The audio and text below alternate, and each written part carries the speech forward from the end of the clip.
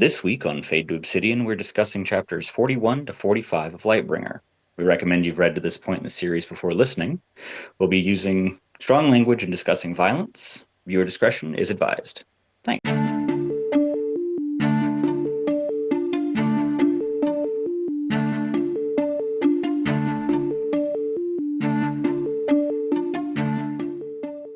Hello, everybody. Welcome to this week's episode of Fade to Obsidian, your podcast about spaceships, relationships, and everything in between in the Red Rising universe. As always, I'm Crescent, joined by Skipper. Hello. And today we've got very special new guest, Meringue. Welcome, out of the Howler's Den. Yes. Welcome to the podcast. Thank you so much for having me. Thanks for joining us. Yeah, on your holiday weekend. Yes. I know. You guys are honorary Minnesotans / Americans, we'll allow it. It'll be your holiday weekend too. Okay. Yeah, we are recording this on American Thanksgiving weekend, even though it will not come out for, I think, 2 weeks after. We're ahead of schedule. Yeah, it'll be like a week and a half after this. We're ahead of schedule. We've got trips to go on. We've got things to do. You're going to Scotland. Super excited. I sure am. I'm so jealous. Excited. Yeah. I'm going to drink my way through that country, I'll tell you that. I'm jazzed. It's our... That is a large task. Oh, I know. We've got like the whiskey experience. I'm not really a whiskey drinker, so that's not so much for me, but they have a gin experience too. And oh my God, I don't think I've told you guys this, but they have a place called The Cauldron. And you go in and they give you robes and then they give you a potions book. And the potions book is like build your own cocktails and you just pick which potions you want to make. And it's like color changing stuff and like dry ice so it like bubbles and stuff. I am beside myself. I'm so excited to do it. I'm going to go live my Harry Potter dreams and it's just going to be great. That's amazing. I love that. Yeah, that sounds fantastic. It turns out that they have one in Chicago too, and I think New York. So they have a few stateside. I don't think there's any Canadian locations, but we can get a Howler meetup going or something and go potions, and it'll be great. Yeah. Awesome. Wouldn't that be so cool? We would take up the whole potions class. The den would just take over. We might need a couple. It would be a couple groups, as always. Yeah. As it should be. What's better? It's better. True. Nothing. For sure. Well, on that note, what are you we're going to do this in this order. Normally we ask who you are and what are you drinking. Tonight we're going to say, what are you drinking? And who are you? Excellent. I threw together a little cocktail moment and I already have my backup. So I made a pink lady for our girl, Ori, which I'm not vegan, but I use the vegan version of this recipe because the original is supposed to have an egg white in it. And I just was not emotionally prepared to experiment with egg whites today. It's fantastic. And then did you do it with aquafaba? Yeah. No, I did it. The vegan version said to use pineapple juice in it because it was a little foamy earlier. Now it's not so much, but it had kind of the same qualities to bring it forward. Nice. And then the other thing I'm drinking is a Greyhound for my boy F, who gets a shout out in 42 also because I love him so much. So that's awesome. That's the other one, just the canned cocktail version. Yeah, still good. Still good. Yeah, bit of both. Crescent, what are you drinking tonight? I'm drinking Plantation OFTD, Old Fashioned Traditional Dark. It is a 69% alcohol rum.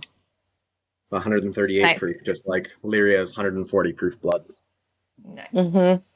Nice. Incredible.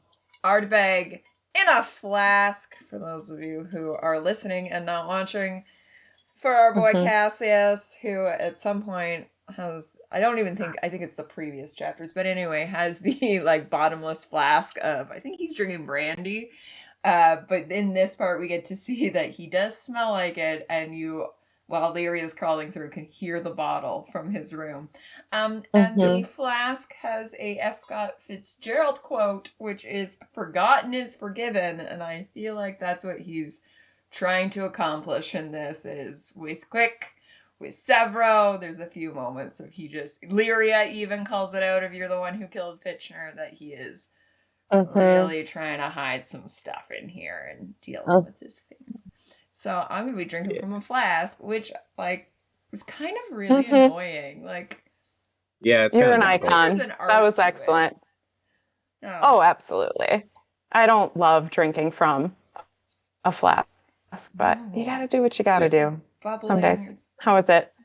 It's good. It's treating you well? It's treating me Good. well. Good. But we were discussing before we came up that it's not a flat bottomed flask, so I do have to hold it the whole time. And you'll hear it if I have to try. We'll get you a little stand. Yeah, someone give me a flask stand. It'll be cute. It was between Somebody who has a Maybe 3D just like an printer easel. and Skipper a little flask stand. Give me a flask stand. It was between this and I have another flask that says I drink to people. I drink to make people more interesting, which is a Hemingway quote. It came down between the two of those. I love it. Both seem good choices. fitting. Yeah. There's no going wrong there. Yeah. That one, true. though, has a flat bottom. Would have been easier. But I feel like the forgotten is forgiven is... Yeah, 2020 hindsight. That's fine. It's a good one. We have some growth. We all grow. Yeah. We've all made mistakes. We all learn. We all grow. Yeah. F. Scott Fitzgerald is a Minnesota man, too. He's got, you can go and see his house. He's from here originally. I probably should have done some research on that before I said that out loud. But his house is here. Like, he lived here. You said it confidently, though, point. so it's fine. That's what matters. Listen, that is how I get through life. Is just acting confidently and running with it. So and bringing baking. Nobody questions the person who brings baking. Correct. Yes, Speaking of which, meringue. Speaking of which, Howler named Meringue. Hey. I literally have some Howler macarons in the freezer right now from our Howler's giving that we did earlier this week, actually. Less than 7 whole days ago. Meringue. Yeah, so I was named because of my baking, I guess. Like it might have been during the quarantines, but it was probably before that I decided that I wanted to go through all of the Great British Baking Show things and just do as many as I could and just self-taught my way through. And by that, I mean just Googled things and looked up recipes on the internet. So I'm internet taught baker is the story behind me. And I like to think I'm just a human marshmallow, which is close enough to being a meringue. So I love that. Am I remembering correctly, you didn't get named in the den, you were named by the Minnesotans? Is that correct, or did the den name No. It was the den, and it was the old questionnaire, so it's not even the current one, because I came in after the Bacchanal last year. And when I think all of the back and forth naming was just in the chat, so I know Hydro named me, which I don't think everyone has eyes into the background conversation. So not anymore. So now I feel so special, that I know all of this information. So there you go. Well, you brought us delicious macarons. Yeah, holy shit. Yeah, we're at the pool for our post HowlerCon recovery swim. And Meringue brings out 2 containers of macarons. Oh my god. So good. I have some that I should have just started eating on camera just to have them ready for you. But you put the House Mars in the logo, yeah. That was you know what I did is I took so a friend of mine is just a crafty person, so she has all the stuff, and I haven't thought about an X-Acto knife since high school art class, but she had some. So I know I don't have one on hand, but she sure did. So I took some of the extra Hazard Bedlam stickers and I X-Acto knifed out the House Mars symbol, and then I ended up using, I was originally going to do edible glitter on there, and that was just such a pain. It took so long. So then I took edible food spray on there, and that was a lot easier, but my whole kitchen got covered in a thin layer of red food spray. God. So so that was fun. We appreciate you for sacrificing for the cause. Oh yes. You do what you got to do. Exactly. So the next time around, I took it out to the deck, and that was the right choice to make. But it's fun though. It's so fun. Yeah. Mhm. And that's you guys. So Minnesota, we've talked to Summit about this. You guys are like the Yeah. capital of howlers. Yeah. Yes. Well, we like to think so. Yeah. You So, guys have yeah. monthly meetups. You had a whole Mhm. Thanksgiving. Like, talk us through how your Yeah. involvement in that. Like, what happened? Oh my gosh. Well, I was so lucky that Summit joined the Den because they had a whole group separate out of Facebook. And like, I wasn't a part of it at that point. Like, they had a whole Facebook group chat, like, all ready to go and everything. And I don't even remember the name of the Facebook group that they were a part of, but they all connected. They all like realized that they were from Minnesota. Summit joined the Den, which is where like I came into the whole picture. And it was right before their first meetup, like officially. And so this was, some point earlier this spring or summer. And so we all got together. Like, what we did is we had the Red Rising board game just like on the table at the brewery. And we just said, so that's how you know, like which table to Yeah. go to. And so we had that there. And we just like hung out for the first time. And of course, as we know, like meeting up at Tulsa, just all howlers are instantly best friends. Like there's no awkwardness. There's no like, so what do you do? Like, Yeah. just like the tiniest little like small talk moment. Immediately all meshed so well. And it was so funny because so we met up at this one brewery where they're like, oh my God, did you hear that? No. Their whole, okay, great. Well, something fell. Their whole theming is like wolves and everything. And so we have all these like little glasses that have wolves on it and stuff. And we actually had people, this was the coolest part, is we had people who like were not part of the group chat in the first place walk by and go and like see the game at the end of the table and say like, is this from the book? Like out in the wild, just random people that we had never met. And it was so cool. That's and awesome. I don't remember who said it, but we said like, Hail Libertas, and all of us in unison, Hail Reaper, instantly. And we were like, Totally not a cult. not a cult, not a cult. Very normal behavior. It was phenomenal. Totally. Yeah. And then the next time we went, next month, we had someone walk up with Red Rising in hand at the time. Again, random stranger walks up and went, is this that? And we said, hello? Yes, join our group chat. Like, we never Boy, saw her howdy, again, but is that's it okay. ever. Boy, howdy, is it ever, So we just had the best time. So we just keep, bouncing around and going to different breweries. We all met up because Pierce had a stop here for Lightbringer, which I need to talk about that as well. Yeah. Because that's when Button/Anchor, we kind of had like a naming ceremony at Minerva, basically, for all the other howlers that aren't necessarily in the Den. Or like they hop in every once in a while, but not as involved, so they don't have a howler name yet or anything. So we had a howler naming ceremony, basically. And that's when Button gave Pierce the new hat, which was exciting. And our whole activity waiting for Pierce to get there was pre-filling the hat with little Post-it notes. So rather than names that he would pull out for, who's going to die, we filled it with like, Darrow takes up scrapbooking. Diomedes starts a fair trade coffee organization. Like Virginia takes Just a the most self-care wholesome day. shit. Like, Yeah.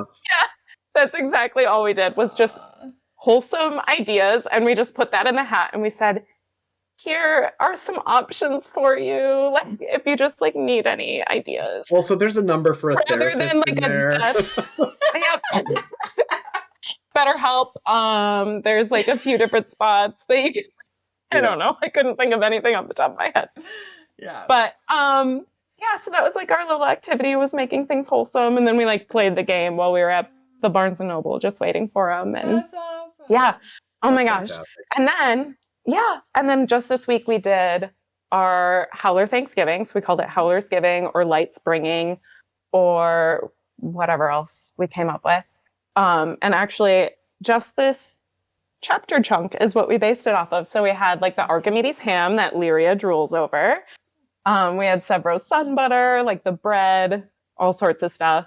I just got together and ate a bunch of stuff, and it was so fun. It was so cute. And then I made more of like the howler macarons and stuff, and made like a creme brulee that I named the Ladon because it just felt right to do that. Lysander's face. Lysander's face, yeah, burned it off if I could. I'm trying to remember what else we did. Just a bunch of different stuff. We like posted it on our little Instagram thing. Yes. And it looked amazing. The Instagram is House MN Nerva, if anyone wants to. Or Minerva, quote unquote. Yeah. Which is such a good name. Yeah. Yeah. Thank you. So. We were like, we can't not have it be that, right? Like it kind of has to be. Yeah. Yeah. There's no other way around it. And also like House Minerva was kind of in the north, so it felt right to do that. Yeah. And kind of had perfect. To. Well, we need to come visit. No way around it. It is the exact halfway point between the two of us. It would take both of us 14 hours to get there. Yep. So literally perfect. You have to come see the Vikings, obviously. Absolutely. US Bank's a good time. Can't we're right in the middle. My dreams crushed in person. Honestly, it's really a different experience to have it. Yeah. Have your heart fall out of your chest in real life and to look the person in the eye that did it to you. Mm-hmm. Wow. It's exciting. Good. Listen, Minnesota sports are not anything to be proud of. Like it's. You mean the Wild isn't the most talked about hockey team? The Wild? We'll allow the Wild. And honestly, most women's sports are really good. They're impressive, but the Vikings, everybody just kind of chokes a little bit. I think the Timberwolves are actually doing all right now, which is great. Oh, okay. So the Timberwolves is our basketball team, and I went to one of their games for the first time recently, and they have a howlometer. Like everything's very howler themed because we're the Timberwolves. Nice. And I was wow, I'm meant to be here. We are the howler capital. I will take that. You are. Uh-huh. Yeah, that's perfect. I mean, we met the whole Brown clan at the signing / light bringings tour. Yeah, because Blair lives in somewhere in Minnesota now. I don't know if she's Minneapolis, but she is. Got her little horse sanctuary. Being their so cute. Lover. So cute. Yeah. I think she's outside of the cities, but yeah. And then Words and Whiskey showed up to one of your monthly meetups. Yes, they sure did. They were in town. They were prepping for PJ's wedding, which was exciting. So congratulations to him. Yes. Yeah, and they were here sometime in this summer, I think. Yeah, we just go to different breweries, and now that we're getting into the winter, today was the first snow, which was very exciting for us. Ooh, I know. I had a little bit of snow. It didn't land, so. Shoot. I guess I am lying to you when I say that because we had some, like a little before Halloween, but it immediately melted. So I think today is the first time it'll stick, knock on wood. We'll see. I put up the tree, so I feel like it has to happen now. There you go. We'll see. We'll see what happens. Nice. We're into the winter months now. I know. I'm so excited. Now begins the long dark. Yes. The long dark. Oh God, I can't do it anymore, you guys. It's tough. It's tough out there. Daylight savings really ruined me this year. I'll tell you that. Oh yeah. Oh, Crescent says as if he knows. I was gonna say savings feels like. The only thing I got this year was an extra hour of sleep. And I was in the middle of my drive home from the West Coast. Yeah. I was going to say, you actually did experience daylight savings in theory, but you were crossing time zones anyway, so. Yeah. Does not count. But I was already in my home time zone and it switched. Oh. And because my home time zone doesn't change, it changed out from under me. Oh. Right. Right. All a wash. Well, shall we get into some chapters here? We We shall. shall. We start with Darrow and Lyria with some little bit of back and forth happening on the Archimedes, and then we will get into Lysander after. But I just want to shout out that I looked back at our Hefty. conversation, Meringue, and you were the only person. Everyone else is like, this is kind of what, like, area or topic. You were the one who's like, if I could have, like, chapter 42. I was like, Just sure. wanted to like ballpark it. I You would get love it. chapter Yeah, 42. you're like Mhm. somewhere around chapter 42. And I was like, okay, why don't you take I know what chapter I'm about. 42? Yeah. I love it. I know what I'm about. The giggles chapter 42 elicited from me is Yeah. unparalleled, and I will talk about it ad Yeah, nauseum. we will So get into it. sorry if the whole time we talk about 42. Yeah. That's okay. We don't that's need my to bad. talk Yeah. about Lysander. It's fine. Great. Yeah. Thank you. Yeah, I we- was like, Nothing huh. happens, We've certainly right? been That's known not to a avoid major Lysander plot chapters. point. It's not a major plot point.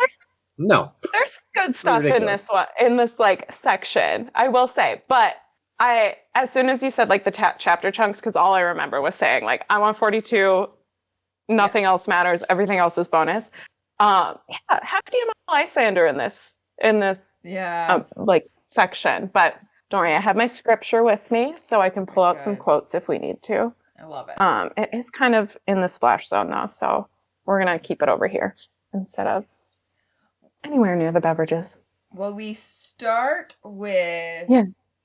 Darrow waking Getting up. some Yeah. red light therapy. Yeah. Can I say it is like him like struggling to get out of bed. He says like, I'm a mummy getting out of my sarcophagus or something. And I feel like it's really important to see yourself in the books that you're reading because like as a fellow 30 something, I have been there. You know what I mean? Like, a little arthritic. Yeah. Who am I? I think I was there this morning. Yeah. I will say Yeah, that it's really funny to me of like, Gotta get those stretches in, buddy. yeah. Yeah. Oh God. I've been at the chiropractor twice in 1 week. But it's Oh my really gosh. funny to me that Mhm. this is the chapter chunk. It was today that like I know we talk about them being in their 30s, but today was the moment I had the like, oh, like they are my age. Like that was I don't know why.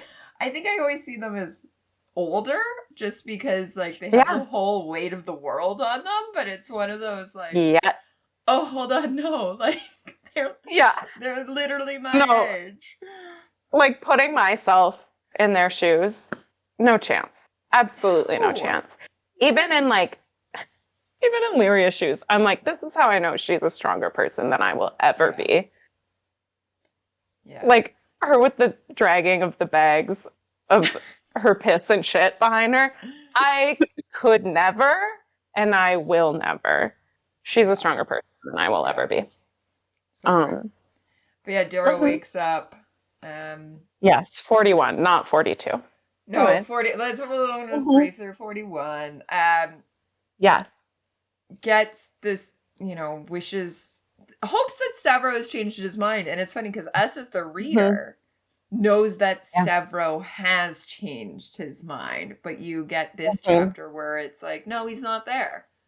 Like, he's No. not Well, in his bed. He's we not there. we assume he's changed his mind. That is true. We still don't get Kind of like- confirmation until That's Darrow does. true. We got fully, a like, pretty good acts it. idea. Yeah. Yeah, absolutely. And he's disappointed. He's a little heartbroken. And then he immediately tries to seek distraction after that, Yeah. which Yeah. understandable. And then he runs into Quick and Cassius. Right? Yes. They're Which having is a little chat. Very interesting back and forth of Yes. Quick is not at all forgiving of Cassius, holds him of Kitchener was my friend, throws Lysander. Like, that's the big one that Cassius is like, oh, whatever. Like, I've heard it all. And then it's like, if you did a better job, like, Lysander wouldn't be forming an army right now. And that's the one that Cassius is like, oh, like, gut punch. Absolutely. Just like a knife to the heart. Like he was kind of taking it all in stride a little bit. Yeah. And then I think he says like it was like a stab to him, obviously, and like that hurt so bad. And he just kind of like, he's still a little gentlemanly back to him. He's just like, all right, per ad astra, and then just like walks away from it. So like, I don't know. The wind was definitely taken out of his sails, but like he still didn't try and emotionally punch back, which I appreciate him for. I feel like it shows so much growth for him. And I think he's definitely trying to be a better person, and he's, you know, on that specific path. But it's not easy when you're like constantly confronted with your past of something you're very much not proud of. Yes. Yeah. Yes. Yeah, like him being accepting, he's like, you know, that's fair. You got me on that one. Yep. Yeah, that's big for him. Yeah. Yeah. Uh-huh. And then walks away. Yeah. And then a little bit of a tear coming out. Yeah. On his way out, that's when he goes back to his cabin and starts drinking. That's where we see that flask come in again. Uh-huh. Yep. A little coping mechanism. You gotta do what you gotta do. That's true. I like that we find out that Sevro's coming. Just there's a stack of weapons trundling towards the door. Yes. And just hello. Yeah. His Warhawk's back. He's ready to roll. And then on the Warhawk. But the sentence that really got me in this one is when Quick turns to Darrow and he says, like, does Cassius know that you're planning on killing Lysander? Yeah. Like, can you take another brother from that man, and would he let you?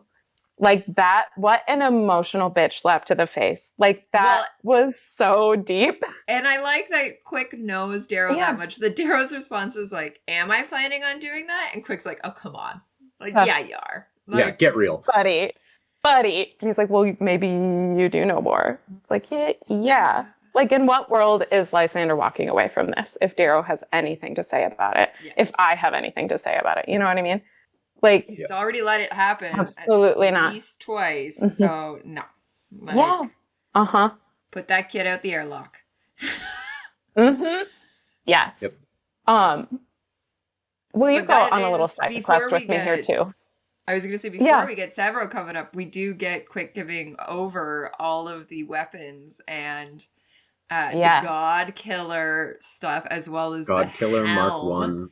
And this is, I really appreciate Got him suited up. Okay, first stuff. I think it's actually after, but Darrow licks it. He tastes it. He tastes it to be like, I blew right past that. Choline fiber in it. Yeah. Yeah, like. Oh my God. All right. Too far. Geologist. Too far, buddy. Licking the rock. Just right there. It's perfect. Yeah. But it's the thing to turn on the helm is I am Aries, and he will not say it because it is not. And it's interesting because me listening to it today, which was my third time through, I still thought of not Fitchner but Sevro, of that bond. Like for Darrow in that moment, it's such a fresh wound that Sevro's not coming with him, so he doesn't want to claim Aries because that's who Aries has been for the last 10 years. But Quick is the one who says, I get it, I miss Fitchner too. So it's that interesting kind of the two. In my mind, maybe everyone else read it that Darrow didn't want to say it because of Fitchner, but I took it as Sevro. Yeah. I could see both. Yeah. There's a lot of compounding emotions on that one. Yeah, like, is it stomping on Fitchner's memory to an extent? Is it stomping on Sevro's toes? Like, yeah. There's a lot of reasons, but also like he didn't have a single follow-up question of what happens after you say I am Aries, which I feel like I would have quite a few. Especially personally. If you're going to use it in battle, you're going to want to know whether or not it's going to like launch you into space. Is it going to like blast something out of you? Like, how close should your allies be? How far should your enemies? Like, can we have some... What am I getting into? Not a single follow-up question. But he drives does me it nuts. as a manual. Because he says... Well, there's a manual for the God Killer. And he does say that when do I not include a manual? Yeah. Yeah. So True. late But I nights feel like reading for Darrow, it's what like does it do? I feel like it's a very ceremonial thing. It's like Yeah. there's an element of trust. It's like Yeah. Mm-hmm. Quicksilver made this thing for Fitchner back in the day, and it was too much. Fitchner was like, Yeah. no, like Yeah. they're gonna Mhm. know I have a backer if you Right. show up in a helmet of onyxium. Mhm. Like no, put a Glad he said kibosh on something. that. Yes. Yeah. But Darrow, on Rein the him other in hand, So I sometimes. feel Darrow like can have Darrow's just whatever like, he all right, wants. well, I guess we're just gonna trust it because Yeah. Yeah. you know. What's he have to hide? He's the Reaper of Mars. He can do whatever he wants. Seriously. Yeah. He's fine. Mm-hmm. Yeah. Yes. Is that when our mound of weapons starts That's when trudging through? weapons. Yeah. Yeah.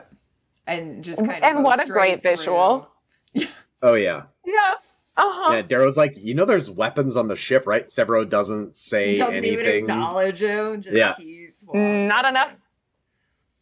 He's here to take what he needs to. Yeah. I'm just scrolling through all my notes because I literally have pages. Yeah. And then when do we get Mateo and Ori? Is it before or after the rounds? Shortly after Yeah. shortly after Quick and Yeah. Cassius have their conversation. Yeah, because I really like Mhm. that of the two Pinks gossiping, where they're talking about everything and nothing. Like, I just love that visual of the two of them together and taking the breath out of everyone. Like, just absolutely fabulous. And, we get back to Mateo just being so wonderful. And I really like Darrow's line of, just the best. You're strong because you're sensitive, and he's just so caring and loving, and we love him. And Mateo was one of his first people that brought him into this world, and I love that so much. I think they have just such a cute relationship, and I wish there was more of them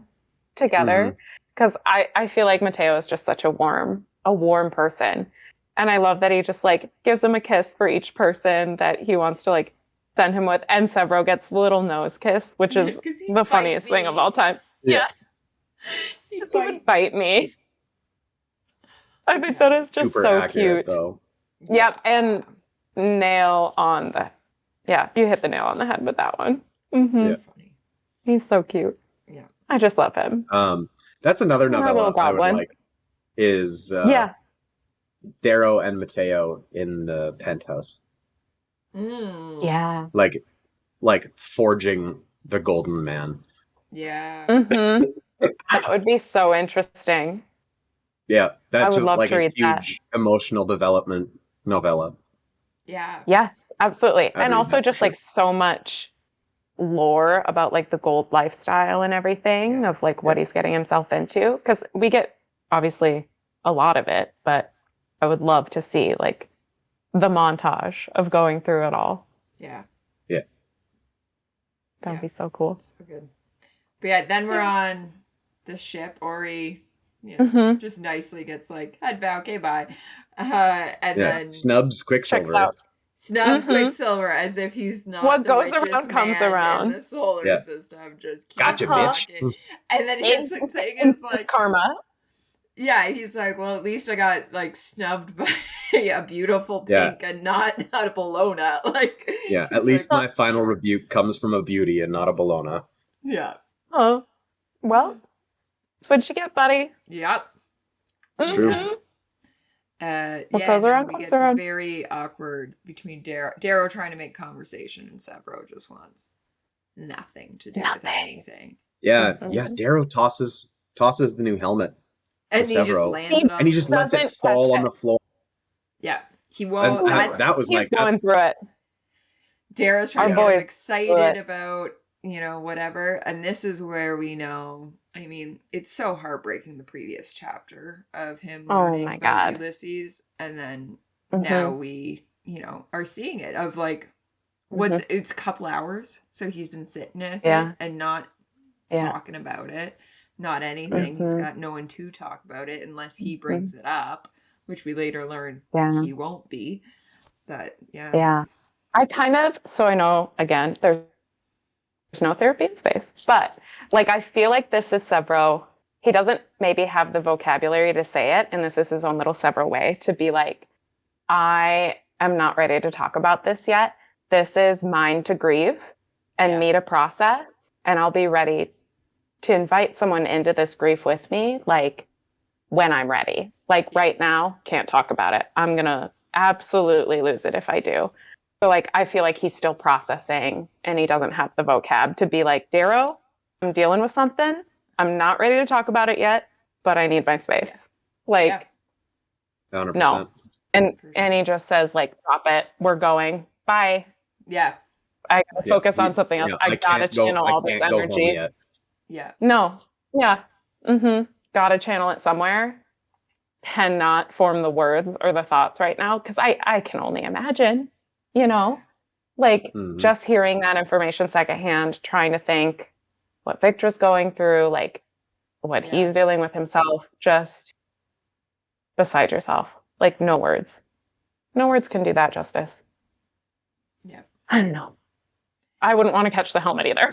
Like, I would have the gears turning. That's very symbolic too. It's like, I am not ready to take on the mantle of Ares again yet. Yeah. Like the Twilight Helm. Like literally miss me with that shit. Yeah. Can't. No. Won't. Can't. Won't. Not now. I've got my own. Yeah, I'll come with you. Demons to process right now. Yeah, I got nothing for anyone else right now. Yeah. I'm on a mission. Absolutely.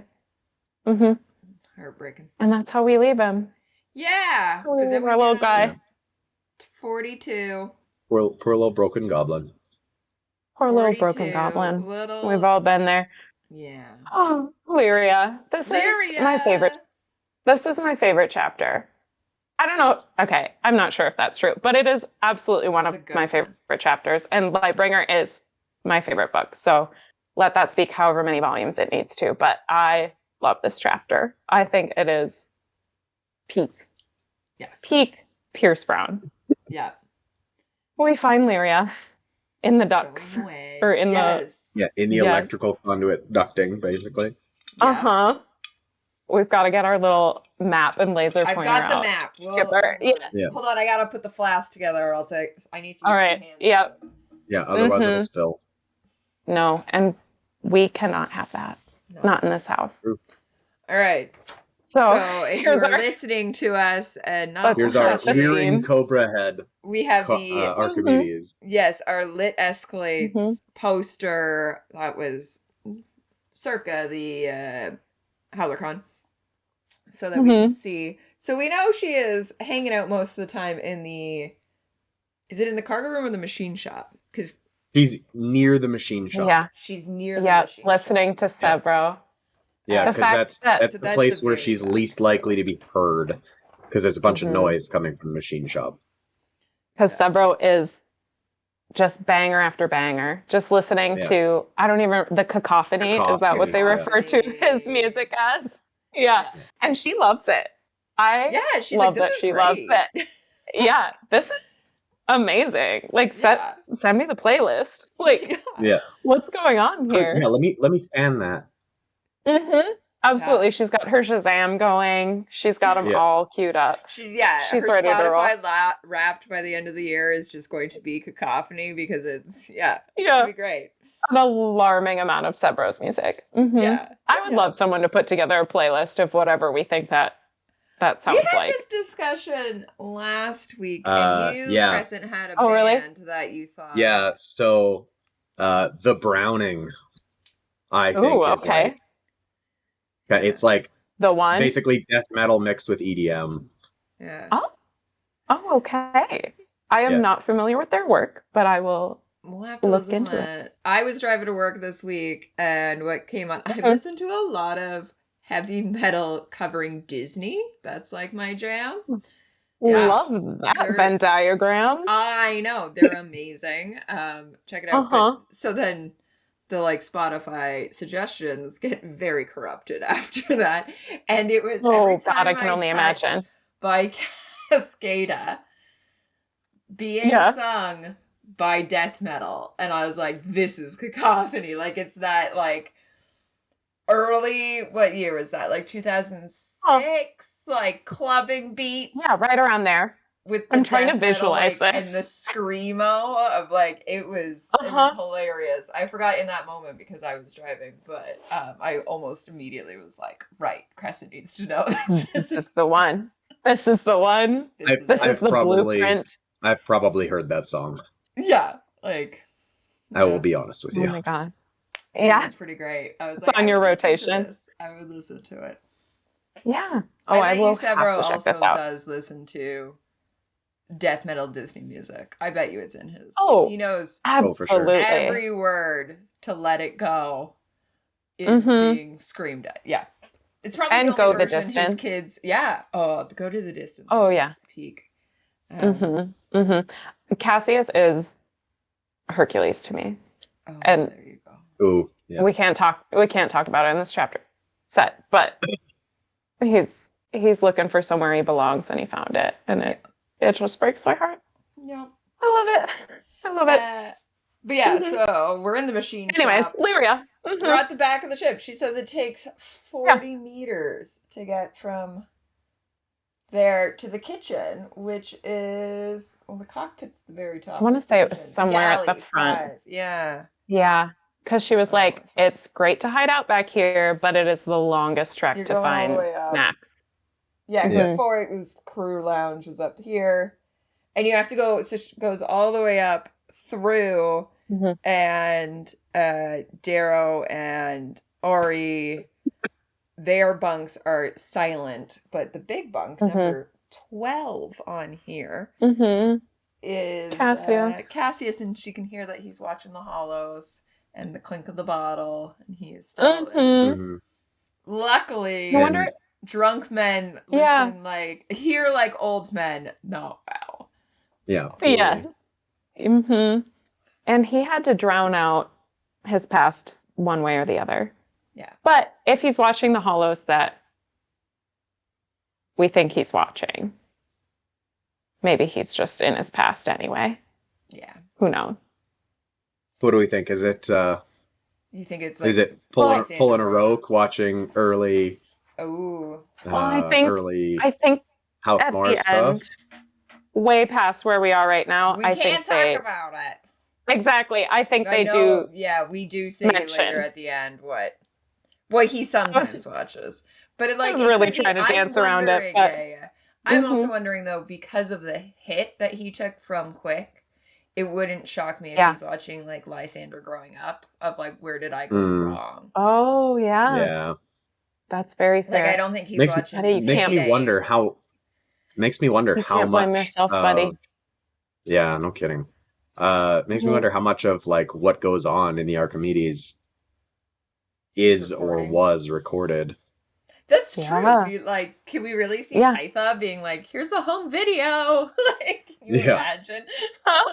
Pytha's behind the camera, like, mom being like, smile. Everybody smile while we open presents. And there's, like, obviously no footage of Pytha because moms are never in pictures because they're the ones taking it.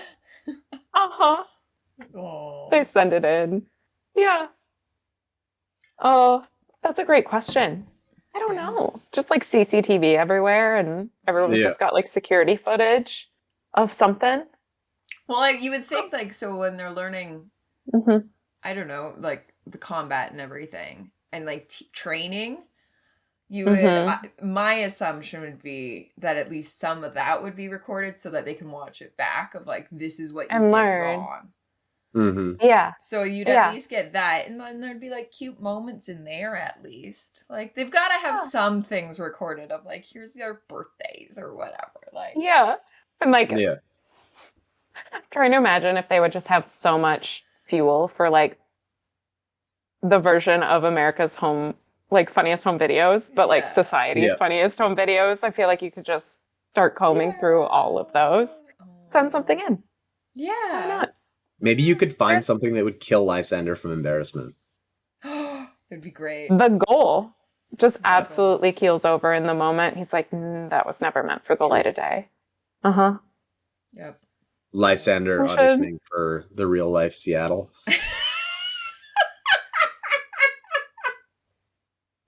What a Community reference. Again.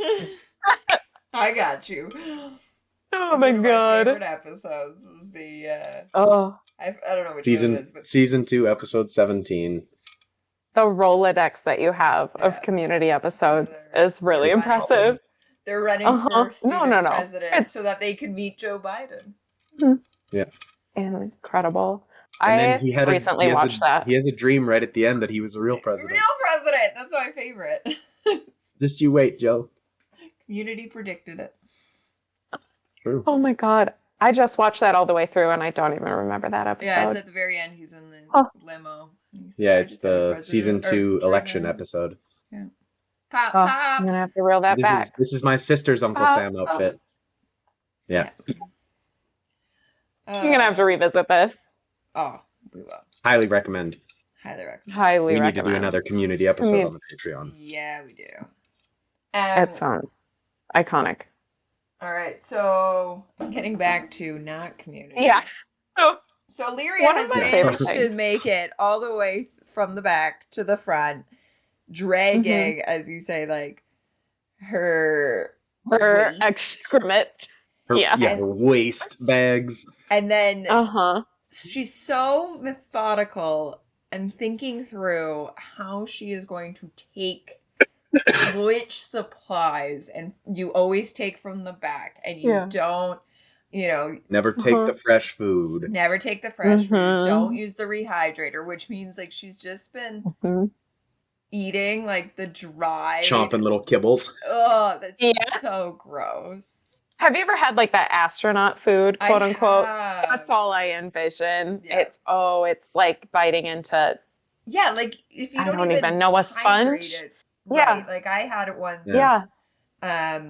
So unsatisfying. Yeah, and it was just that I hadn't Mhm. hadn't left it for long enough. So it was supposed to be rehydrated, Yeah. and that was gross. Never mind Uh-huh. straight, not even trying to rehydrate it. Like you're just Mhm. No. like- And honestly, yeah. I think this chapter, like if anyone hasn't listened to the audiobook, like this is some of TGR's best work of him just like drooling over like the ham and like Mm-hmm. and just like Lyria being like, should I be naughty? Should I like grab an extra like sun butter jar? It's like my Right. one. Oh, Thing in life I'm gonna that's make a keeping me together. sandwich and get to know it all Yeah. sloppy like back in my cubby. Yeah, she's only gonna Like, ooh. make it out. Some with of a his sandwich. best work. Yes, absolutely. And honestly, like Pierce should get some royalties from Sun Butter on this because I went out and bought some and it is absolutely delicious. I like didn't know it was a real thing. it's beautiful. I was It's like, oh, beautiful. some, like, futuristic thing.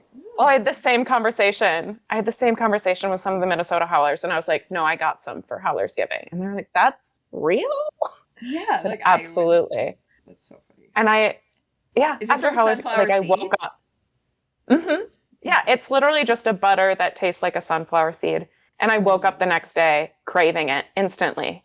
I don't know what it is. There's witchcraft in that bottle is what I'm trying to tell you right now. It's so good.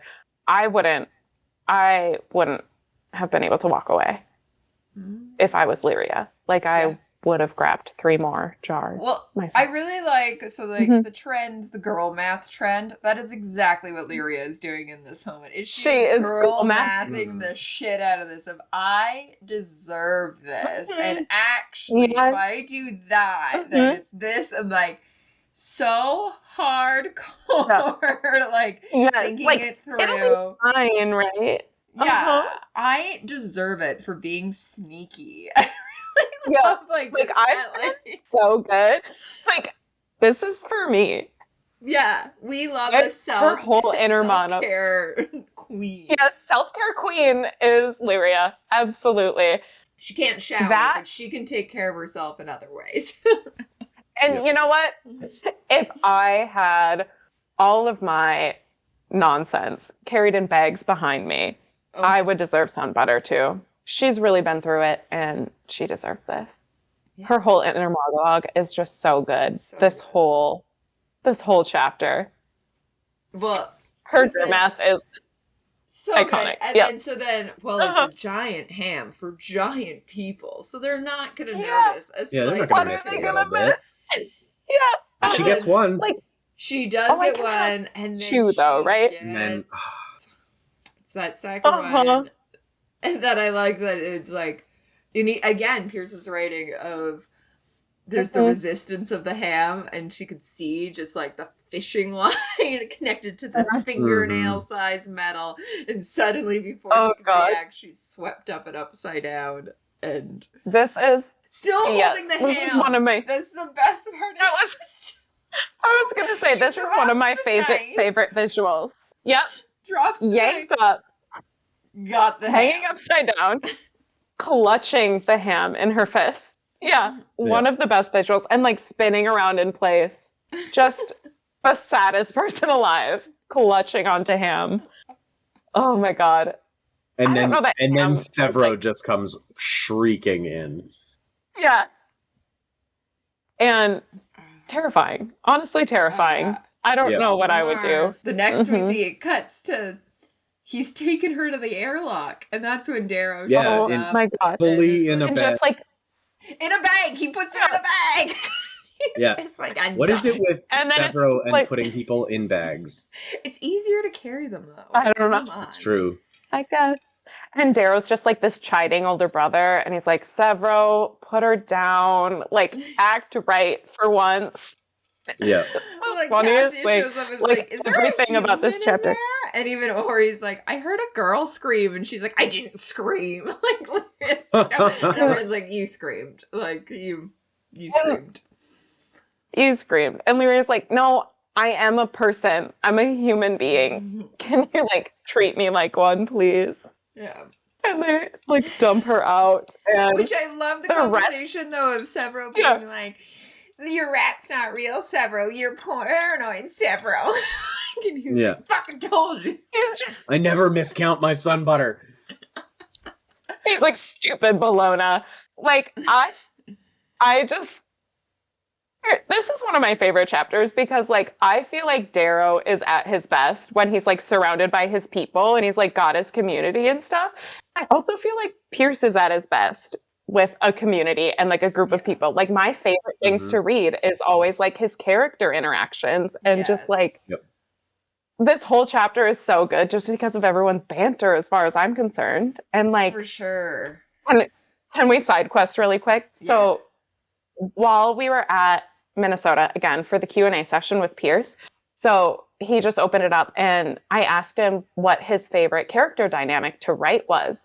And he said like point blank Cassius and Darrow.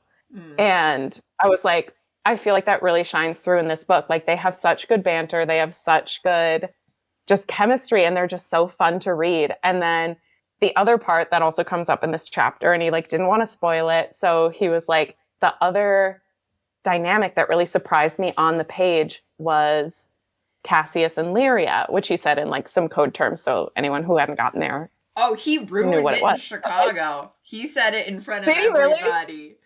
He Oh, started no. by saying his thing was he's like, yeah, there's two characters who like the moment they were in front of each other, like I just knew that they were gonna be good, like they would like each other. They're gonna be good friends. Yeah. And he said, Mhm. and he's like, oh, I don't want to ruin it. So he said Cassius and Eaglet at first, so then That's what he everyone would did say finish. for us. But then Mhm. he continues to keep talking, and he said, and he goes, so then when Lyria shows up, and you just listen to the whole audience go, Yeah. and him go, oh, shit. Touch my smelling Like, salt. And he's Yeah. like, well, Uh-huh. fine. Like, Get it. You'll get it. Like it's not the hugest of spoilers because like the more you think about it, it just kind of makes sense that they would have a great riffing relationship. But well, I think it was oh more my like, God, they why are does so good. Lyria end up with Darrow was more the, like, if you haven't read any of it. It's Oh, like, sure. That's true. How does Lyria end up with Darrow and Cass? Like, you know, Darrow and Cassius. How do their work together, paths but, cross? like, Yeah. How do their that's the paths both of cross them. at all? But yeah, Uh-huh. I agree that all of this is so great. We got, and all of their intermixings of Sevro ignoring all of them and being in a fight with all of them.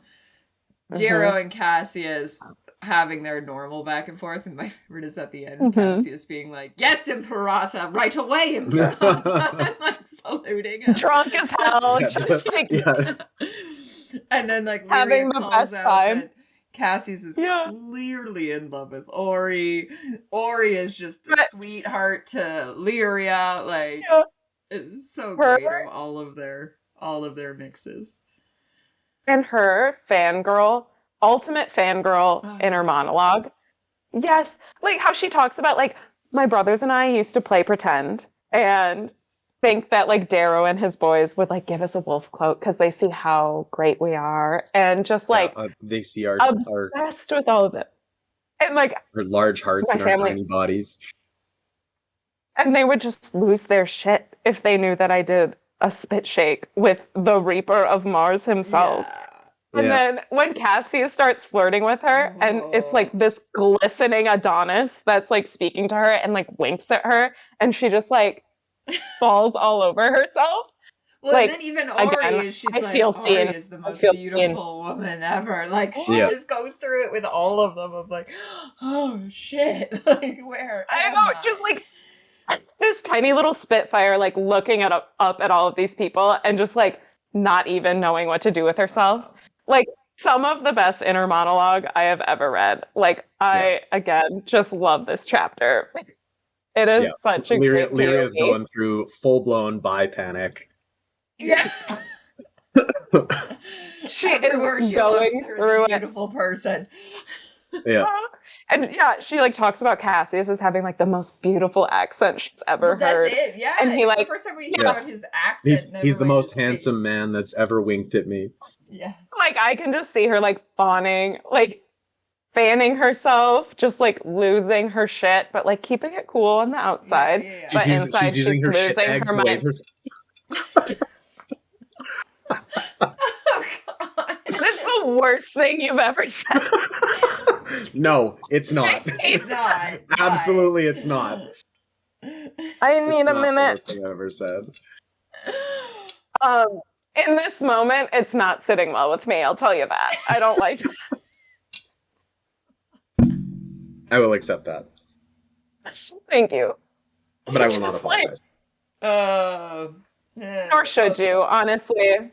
I mean, at that point, like, so she's got all these beautiful people. She's meeting the, like, heroes of her life, and she hasn't showered in 9 days. In 9 days, yeah. Cassius is, like, smelling her, being like, oh my God. Like, I would simply perish on the spot. It's like you're meeting, it's one of those don't meet your heroes. Like, at one point, I think she says, like, wish they were, like, a little bit nicer. Like, a don't meet your heroes moment. But then as soon as she gets directly in front of them, it's like, oh, they're perfect.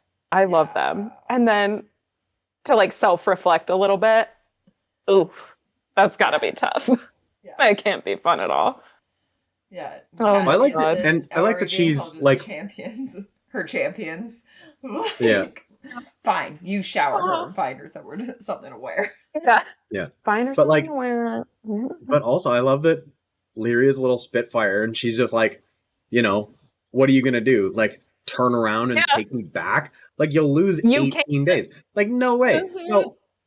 Like, I can. You don't have a leg to stand on, I can shoot. I can hand a ship.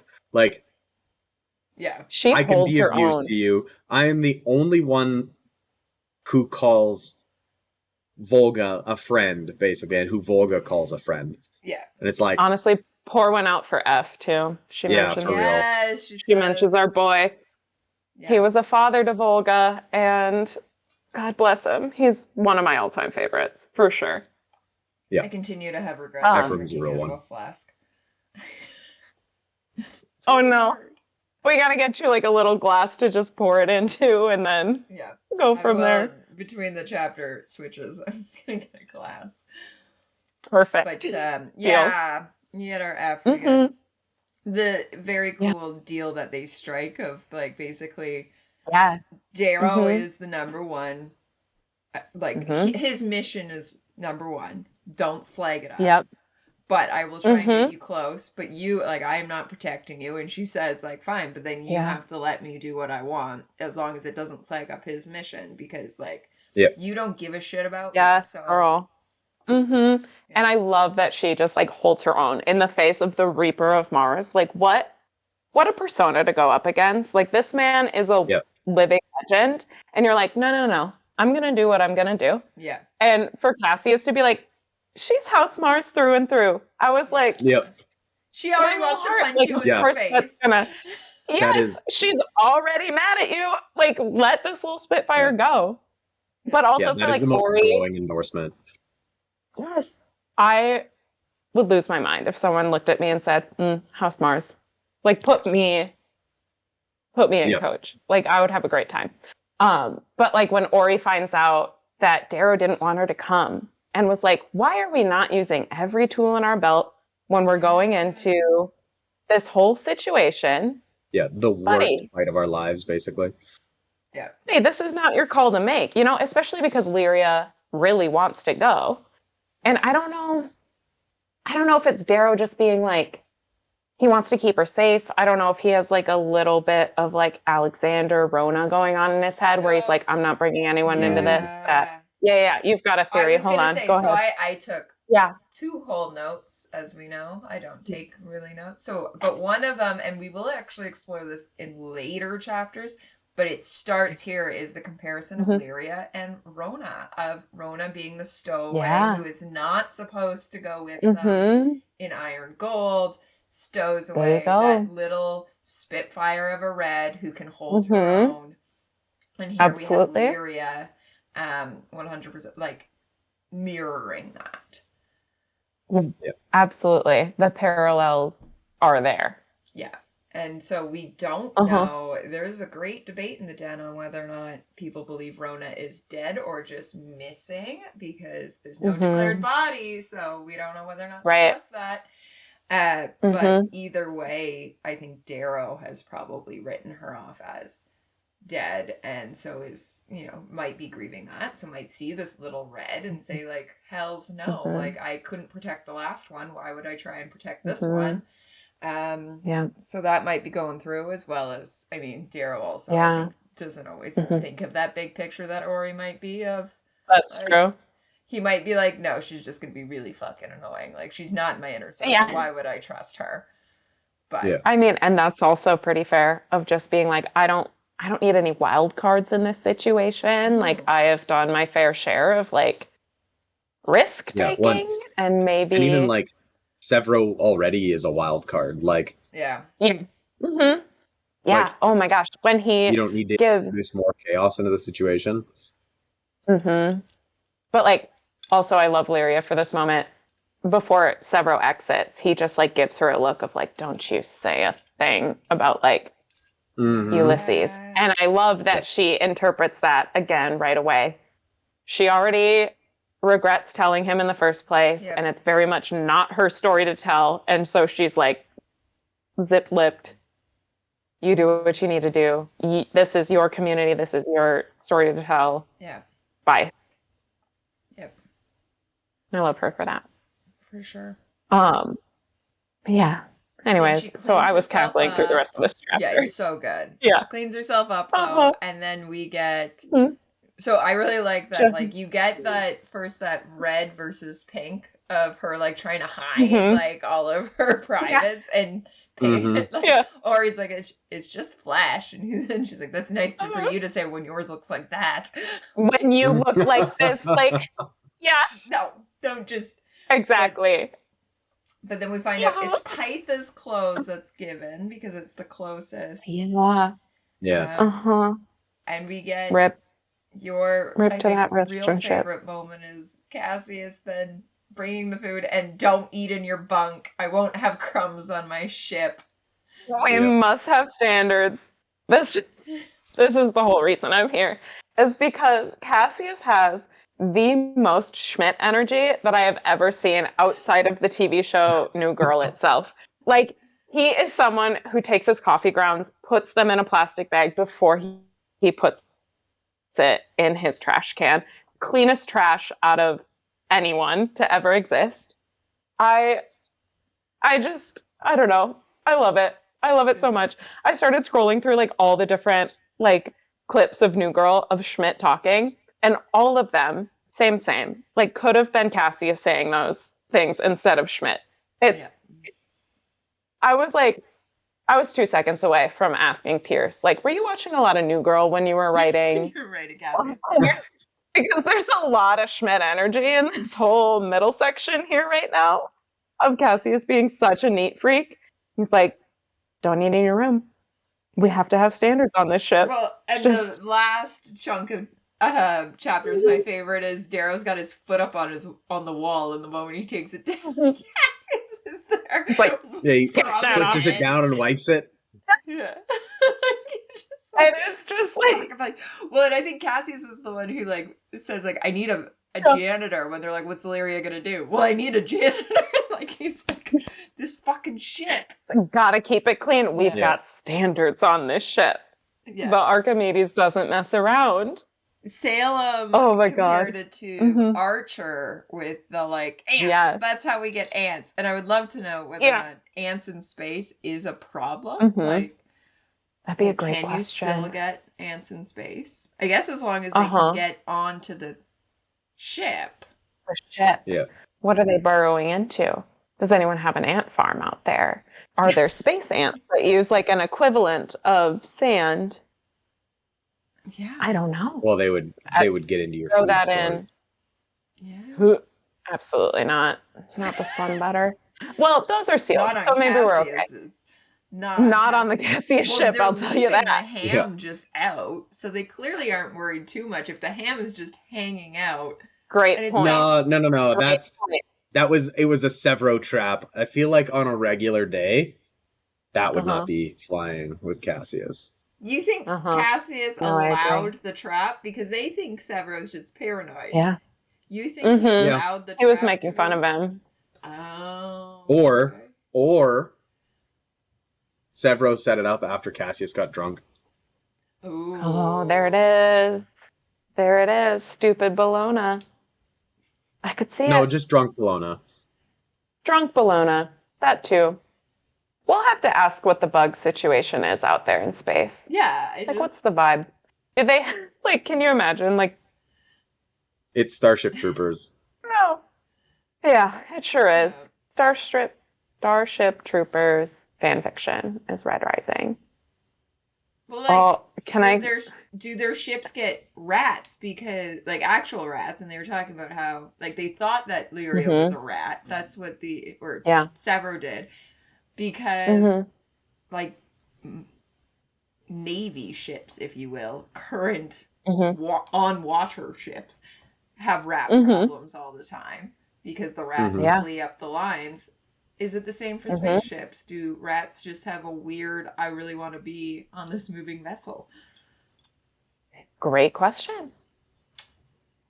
Huh. We're going to have to add that to the list. Yeah. Reaper's Things we have to consider. Yep. Hey, a few follow-up questions for you. We just want to know the cleanliness of ships. Yeah. And how Cassius really put us on a path here, and it was his own doing for bringing this up, that we needed a janitor, no crumbs. Yeah. I will bring up at this point, let's do a little merch break, because the shirt I'm wearing is the Lit Escalade, technically V.E. Schwab, but it is the Stop Fucking with the Ship, because that is the energy I get from Cassius, but also in our next set of chapters, the ship will definitely be fucked with by pirates. But that's, I was like, I just yell. I see Cassius yelling, stop fucking with the ship. Like, absolutely. Canon. Yep. Absolutely canon. Yeah. What are you wearing, Meringue? Oh, I am on my Domina. Hold on. Oh. There we go. So this was from our Hazard Bedlam. Was if you got the little, I think it was just white, and I got the sticker. Yeah, I have it over there, which is why I keep looking that way. It's just like a white and black one. It wasn't the gold or the silver, but the Domina shirt from Hazard Bedlam. Nice. Look at us all That's three awesome. of us. I know. Lit Escalates. Look at us go. Yeah. All right. You got your Howler Con on. Yes. Lit Escalates, get at us for sponsorship. Yeah. Yes. I was going to say, I have give me 2 seconds to go this way.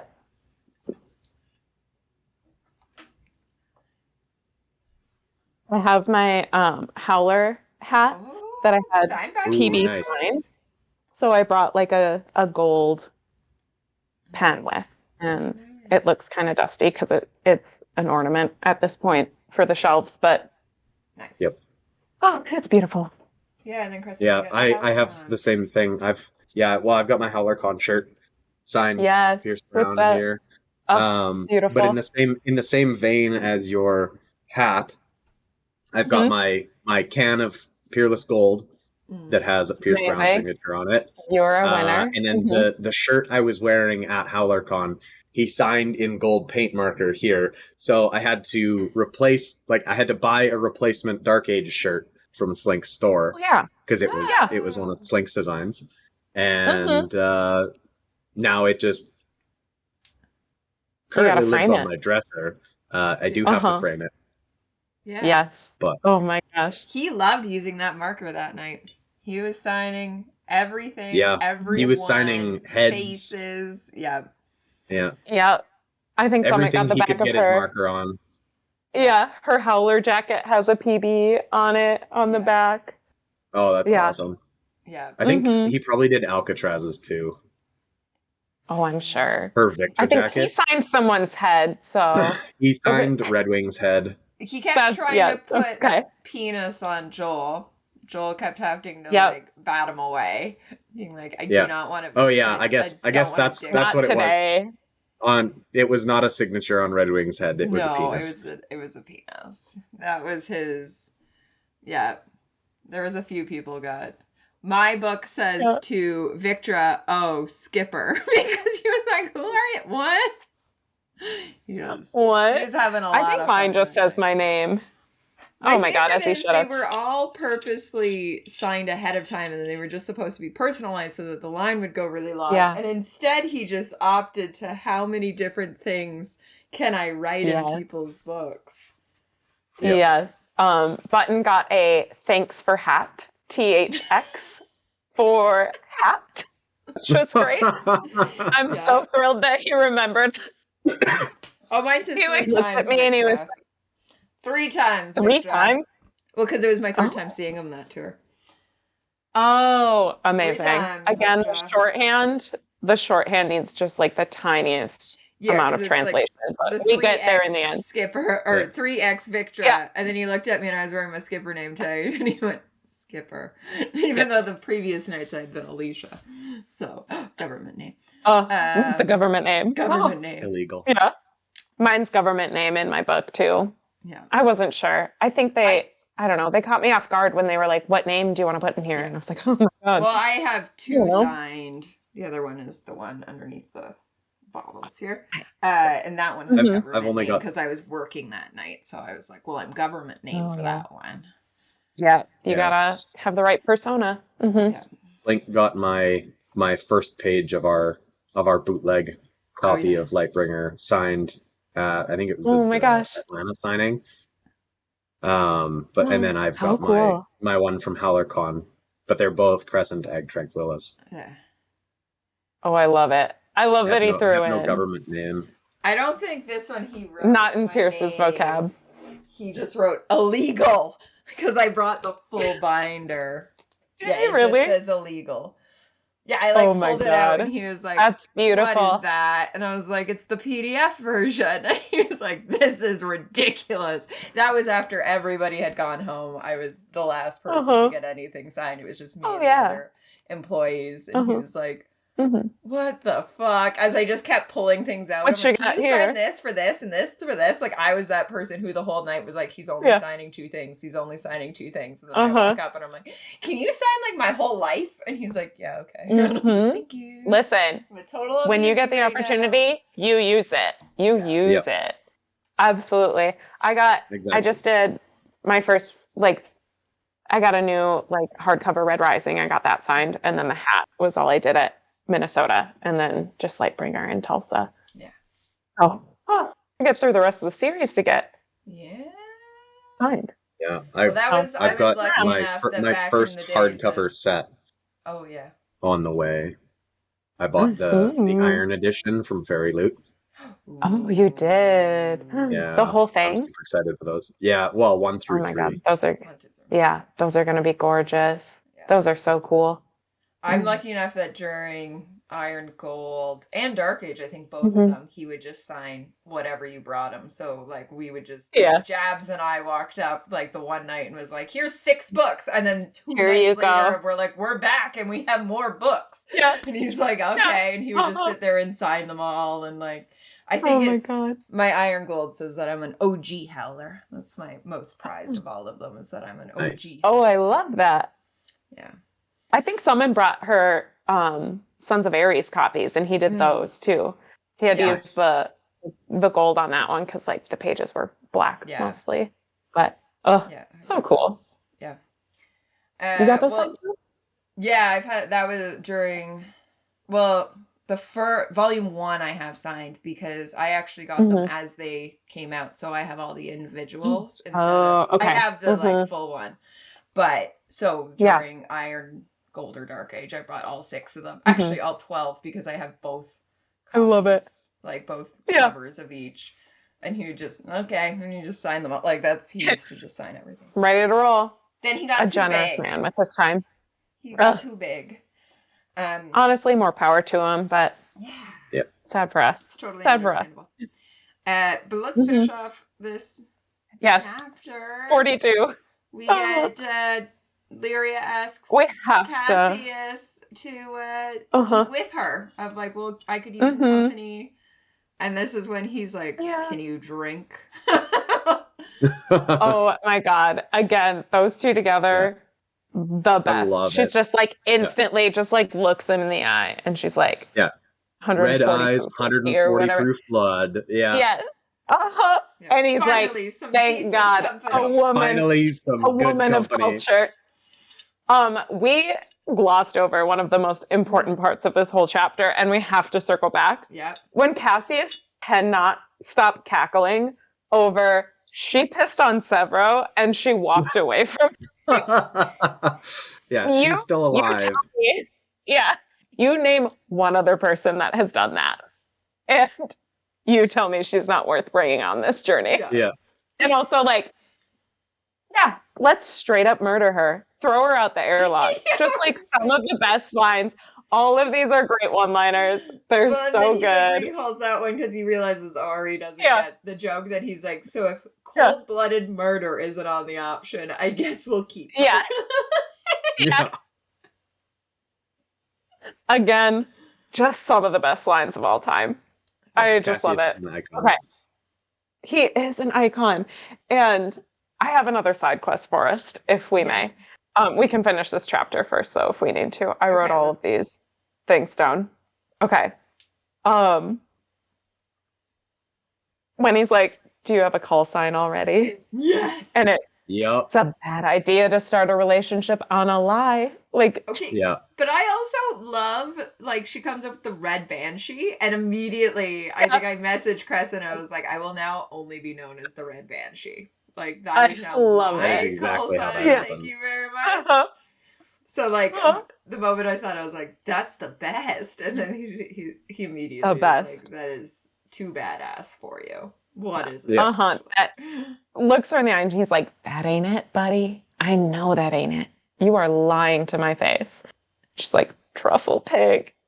You should not have told me that. You should not have told me that. Yeah, I can only imagine the like gleam in his eye as he's just like smirking, thinking about all the things he's going to do with that information. It's just so good. It's so good. They are phenomenal on the page together. Again, Pierce the code. He's so good. Well, and he's at like the two of them moment he had them in a room. He's like, I have to. Like they are just this is great. Perfect. Yeah. This is great. Yes. My other side quest that I have is from another conversation that we had at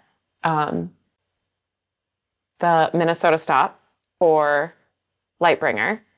So following up to what's your favorite dynamic to write? Cassius and Darrow. And he was like, I based them off of The Fox and the Hound, which again, instant follow-up question, is that your favorite Disney movie? And he said yes.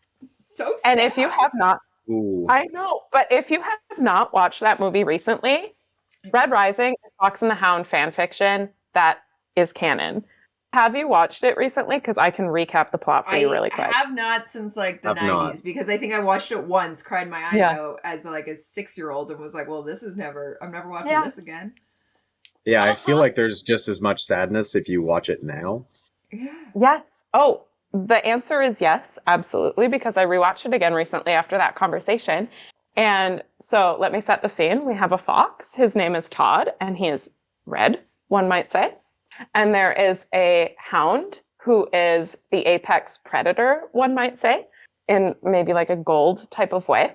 Mm. And so Todd and Copper are besties, and then they just like grow up and kind of go their separate ways. And Todd is growing up as a little red fox, and Copper has this brother who teaches him the ways of being a like apex predator, like how to be a hound, quote unquote.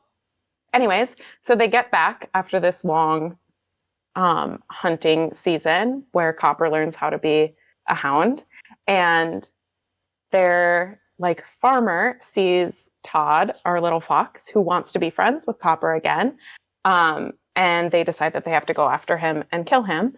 And so Copper and his brother are chasing after Todd, and Todd, just trying to save himself, ends up killing Copper's brother.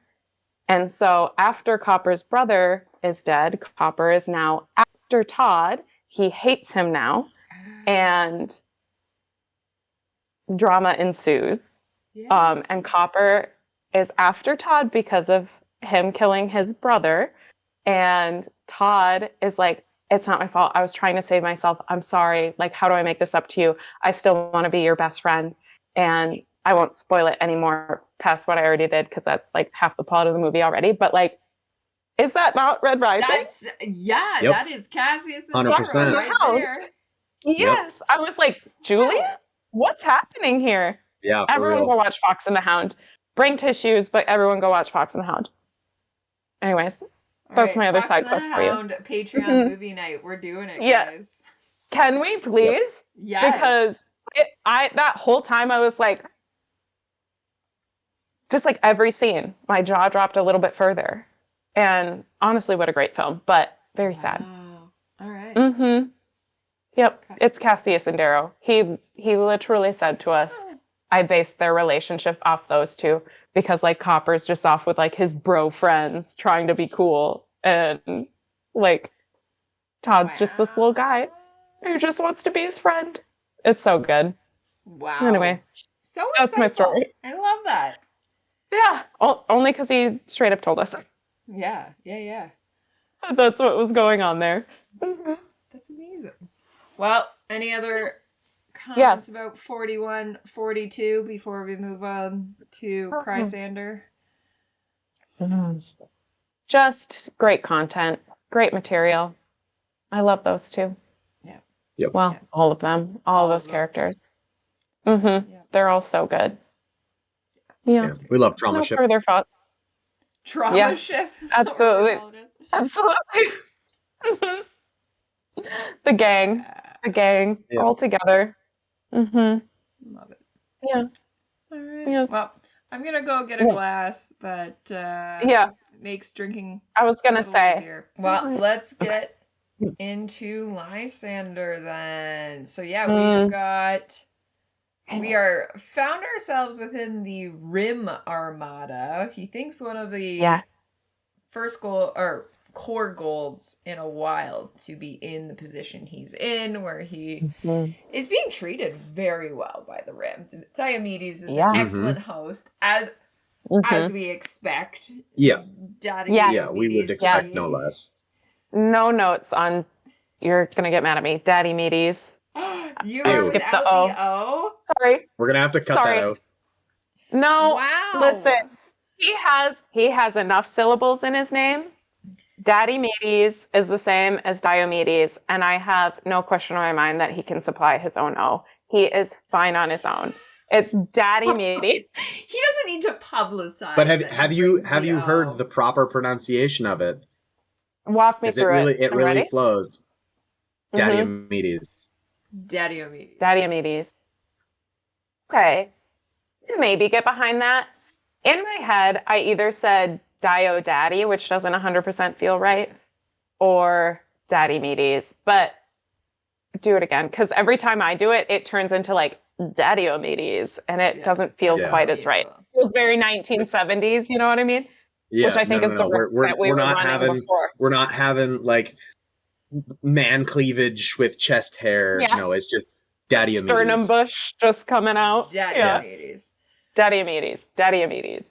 Okay, Well, I'll what have to is- practice that rolling off the What tongue does the right Roll way. call him? Papa Ra? Isn't that what Poppy it means? Raw. The Yeah. Raw. Poppy Ra. That is That's- Father Diomedes' erasure. What was his name? Now it's already gone. Oh, Romulus? Was Romulus, thank you. That's Romulus' erasure. And I will not stand for it. Well, Romulus was all great, right. even though I feel like I erased my whole point there by forgetting his name, but you know what I mean. You're the Yeah. biggest fan. That the was biggest bad. fan. I'm sorry. I've been day drinking all day. Yeah. It's my own fault. Yeah. Sorry, there was a birthday. It was a whole thing. Yeah. Anyway, where were But we? where were we? We were that, of course, Diomedes, whatever nickname you're going to give him, is a perfect host. Yes. He is cordial. He is just showing. Classic. He's letting Mhm. the Praetorian Greys use like the facilities that they only give to their highest Greys. Yeah. Yes.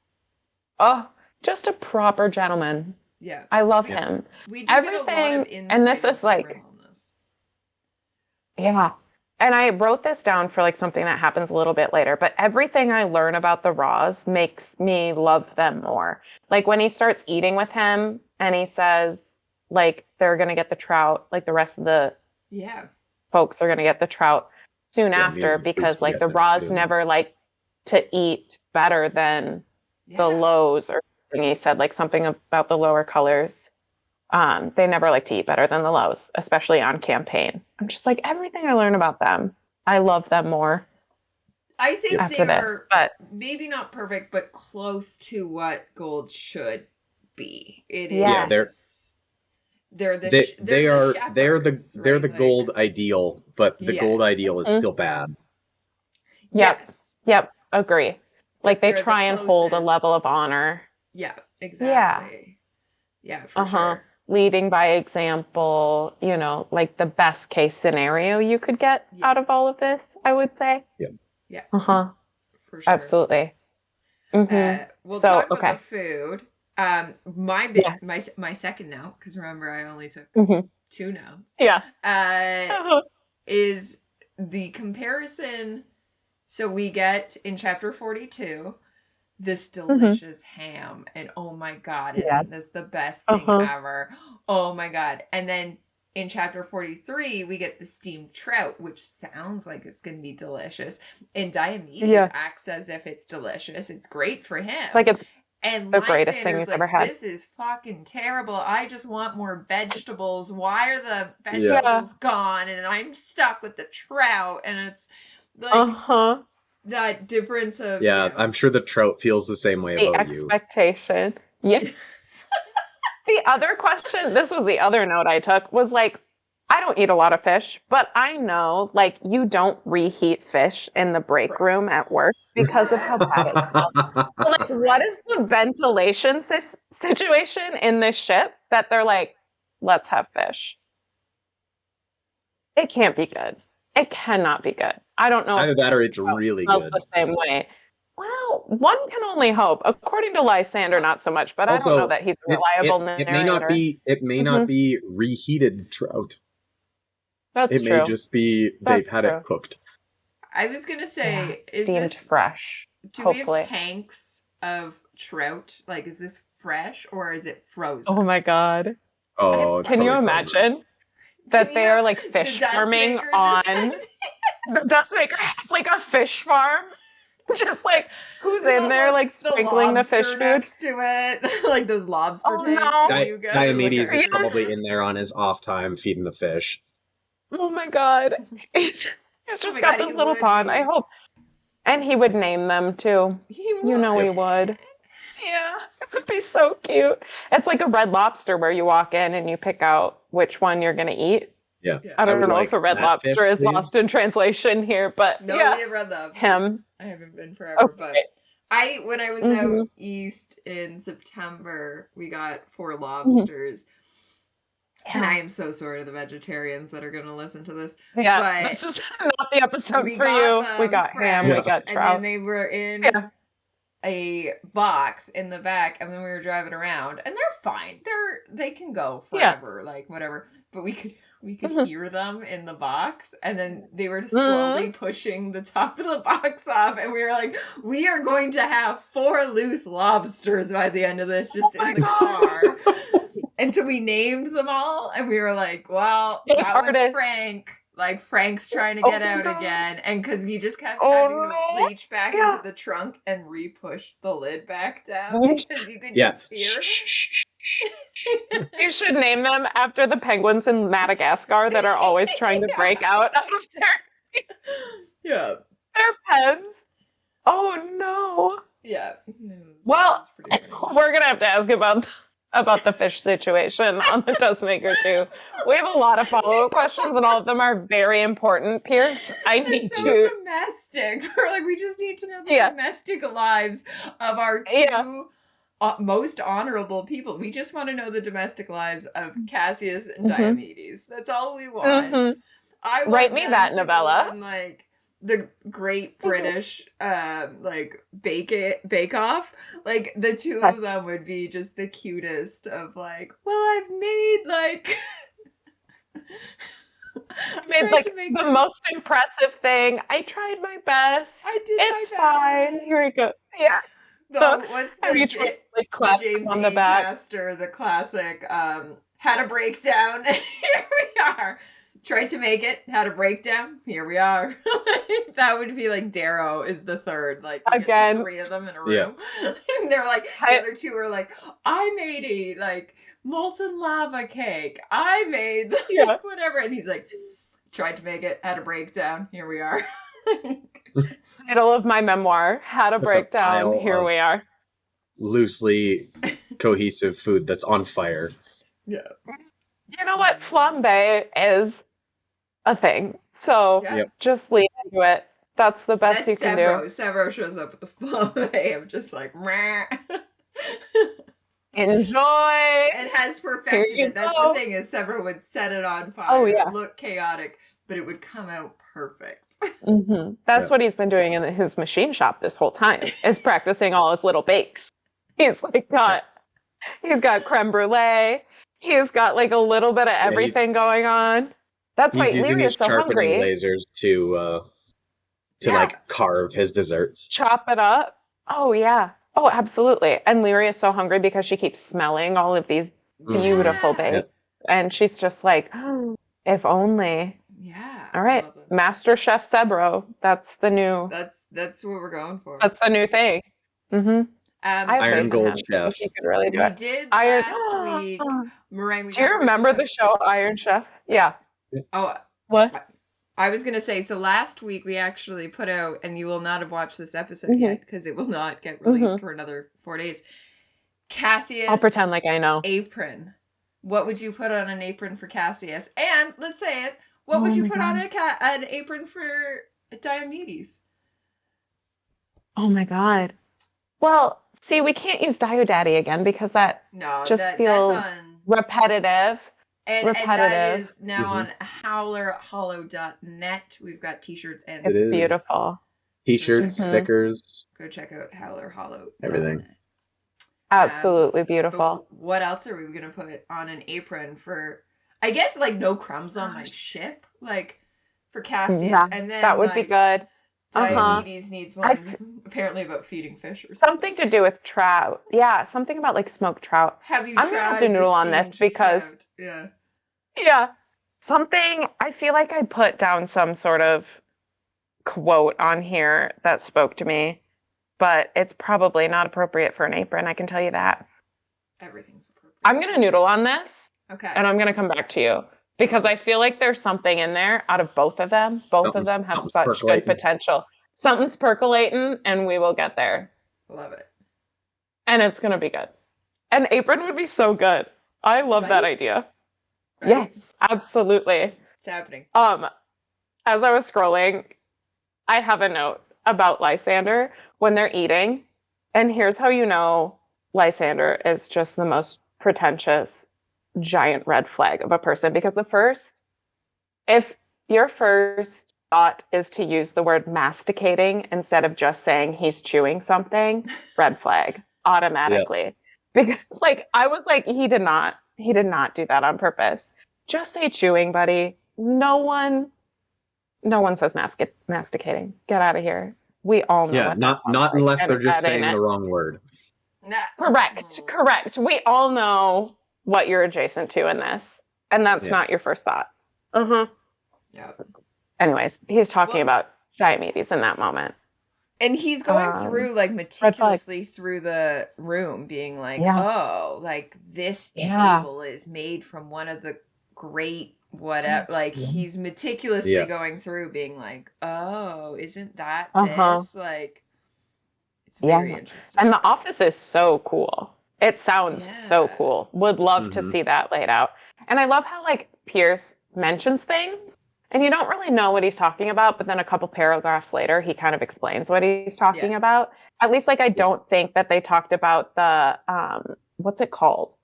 The, no, garter, Demeter's garter. Yes. I don't think they really mention what that is at that point, but they talk about how the table is built out of wood from the garter. And I'm just like, well, and I think it's until they get around to it. The vegetables as well are from the garter. Where it's the center of, I think it's on Io, which is the big garden where the green band around Io. Yeah. Mm-hmm. Around where they the equator. Most of their food is created out of there, and the master browns who farm. Yes. Yeah. I love that he just mentions that, and then it's if it's important enough, he'll explain it in a second, which I don't think he brings up right away. But I thought that was cool. Just the whole, it's Helios's office, right? That they're in. Yes. Yeah. Because they're on his ship. Right. Yeah. Yeah, Diomedes has taken over for Helios while he's away, so he's forced to use his office, but he prefers his dreadnought. Just thinking about the garter and how you worded this, and I'm going to guess at Crescent's answer, but I don't know if yours is the same. So around Toronto, we have what's called the Green Belt, and it is protected farmland because the idea is, this is before globalization, that the amount of food created in the Green Belt can feed all of Southern Ontario. Is that something that other cities have? Because that's what it's very close to in the... Why are you shaking your head at me, Crescent? Yeah. I mean, it's maybe something that other cities have, but Saskatchewan is Demeter's garter. Well, that's basically what I'm saying. That's why I'm saying your answer doesn't mount, because you feed the rest of Canada at this point. Half of the Greenbelt at this point is actually just wineries, but in theory, the idea is classic. Fair enough. That it can feed. But we know what we sustain ourselves on. Yeah. But I was just wondering if other cities had that, because you called it the green. You didn't say green belt. You said green land or whatever. But we call it the green belt, and it's a rainbow around Toronto of hey, that's the protected farmland that can feed all of Toronto if we needed to. And it's very, I feel very reminiscent. But we call it out around here of that. That is what the green belt. I live in the green belt versus living in the city. Oh, how interesting! You don't have we have a lot of farmland by us, but we don't have anything explicitly says this is our protected land. This is It's a very big thing in politics right now because the current premier, which is our governor, tried to develop on it, and everyone was like, "You can't touch the green belt." So that, to me, reading Demeter's garter is very similar to that of this idea of this land that it's you don't fucking touch that. Like that's what feeds us. Yeah. You don't touch it. Mhm. Again, the green milk is like Sacred. Would you like some wineries? We got some wineries. Yeah. There. Yeah. Uh-huh. Uh-huh. Oh, how interesting. Yeah, I don't know that we have like that, but we do have quite a bit of farmland around us, at least the Midwest. Yes, basically. that's very true. That is what it is. Yeah. Yeah, you guys, the Dakotas, Montana, maybe a little of Wyoming. Yeah. Maybe, I think Iowa. Wisconsin's cheese and dairy, basically. But yeah. Yeah. Mm-hmm. Yeah, because And we can grow we're feeding the fruit nation. Busted where I old am. fashions. Yes. They Sorry, love to Wisconsin. drink. I'll tell you that. We've got some A Wisconsinites Wisconsin in the old den, I fashioned think. is What is an Wisconsin old fashioned? it's Not that super weird. Here, let me look it up for you. Yeah, walk me through it because I don't think I've ever had it. Do you know what a real like a standard old fashioned is? Uh-huh. Yeah, with their orange peel and nonsense. Yeah. So I don't really drink a lot of a sugar cube, a crushed sugar cube with Angostura bitters and whiskey. Yeah. And Where's the orange? What am I thinking of you then? do Well, put the and orange peel garnish. Yeah. Okay. Yeah. And you Got it. spritz the I'll get orange there off the eventually. peel, but yeah. Mm-hmm. Okay. So- In there. I'm scared about Wisconsin. Yeah, They what's do some weird Wisconsin stuff next door, I'll tell you that. So you do get a sugar cube and Angostura bitters, Uh-huh. but instead of whiskey, it's now brandy. Oh. Okay. And then you top it with lemon lime soda or grapefruit soda or soda water. So you're watering it down. What are they doing? What are they doing over there? That I don't Don't know. know. It's None of us are I here don't to know. explain for Wisconsin. and it's got a bunch of different Is it garnishes. Twist, Wisconsin? An orange slice, cocktail It sure cherry, is, yeah. olives, pickled mushrooms, or pickled Brussels sprouts. Wait, That's why? the option. Okay, I do love a Why are you Brussels putting- sprout, but not Why are you there. putting pickled Get- things into like what sounds very sweet? Yeah. I don't like Yeah, pickled get things, Twist on the but phone. That doesn't make sense. Yeah. I'm gonna call Twist. Oh, do you not? Yeah, get Twist on the phone. I don't We like have pickled some things. I questions. don't like them, so you can eat mine. I'm very Yeah. giving in that capacity that you can have all of my pickles Yeah. and my olives. It's Look how a caring I symbiotic am. relationship. Yeah. Look how Mhm. caring I am. What's your stance on olives? Because I have a theory about olive people and pickle people. I don't like olives. Olives and pickles, yes. Don't like olives. Really? Okay. I feel like Yeah. there are pickle people and then there are olive people, but the center of that Venn diagram is very small.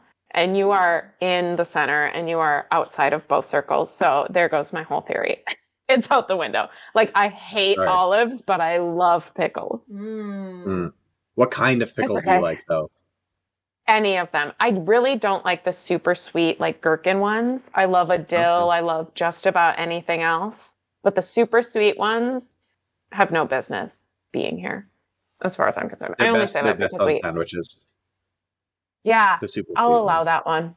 I'll allow that one. But yeah, not as a standalone. Yum I Yums could are sit like with a jar of sandwich pickles, pickle.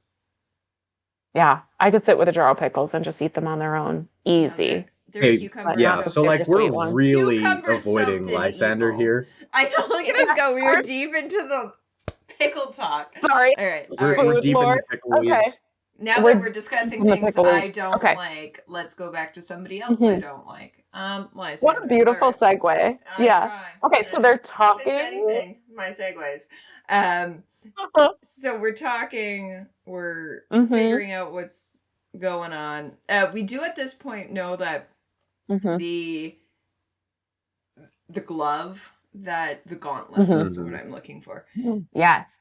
Diomedes what is is the name of wearing that? it, and his DNA has to be programmed into it, or it is a death worse than, like, four times worse Four than... times worse than death by fire.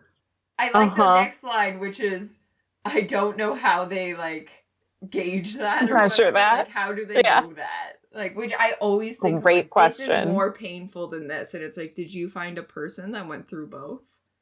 How do you What's know? the pain scale on this? Uh-huh. How do you How do you know? Especially if you're Yeah. dying by fire, no one's coming back from that to report No. Yeah. back. But it's like a purely So- ceremonial thing, right? Like, because the ship Mhm. would run better if you just leave it to the blues, but like, Mm-hmm. Yeah. you It calls it, control He's doing it. Lysander calls it Helios's God Glove. God Yeah. glove. We got God Kill. And it's like a We get the God simulation. Killer in this and the God Glove.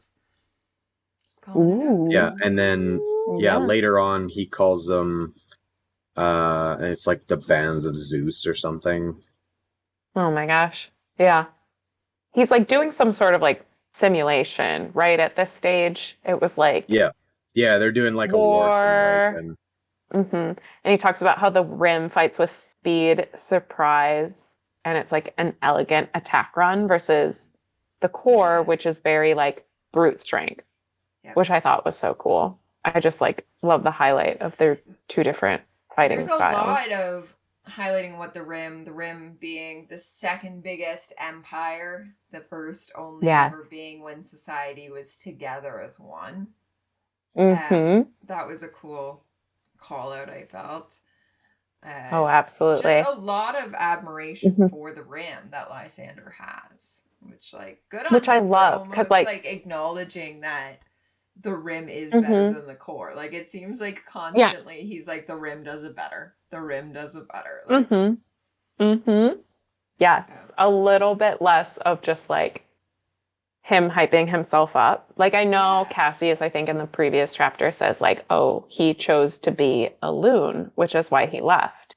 It's like, well, here we see like a little bit of growth from him, I think beyond just like the quote unquote loon mindset. Not that I ever want to give Lysander any like credit for just about anything, but it's a little bit of admiration for something other than himself, which is a nice step in the right direction.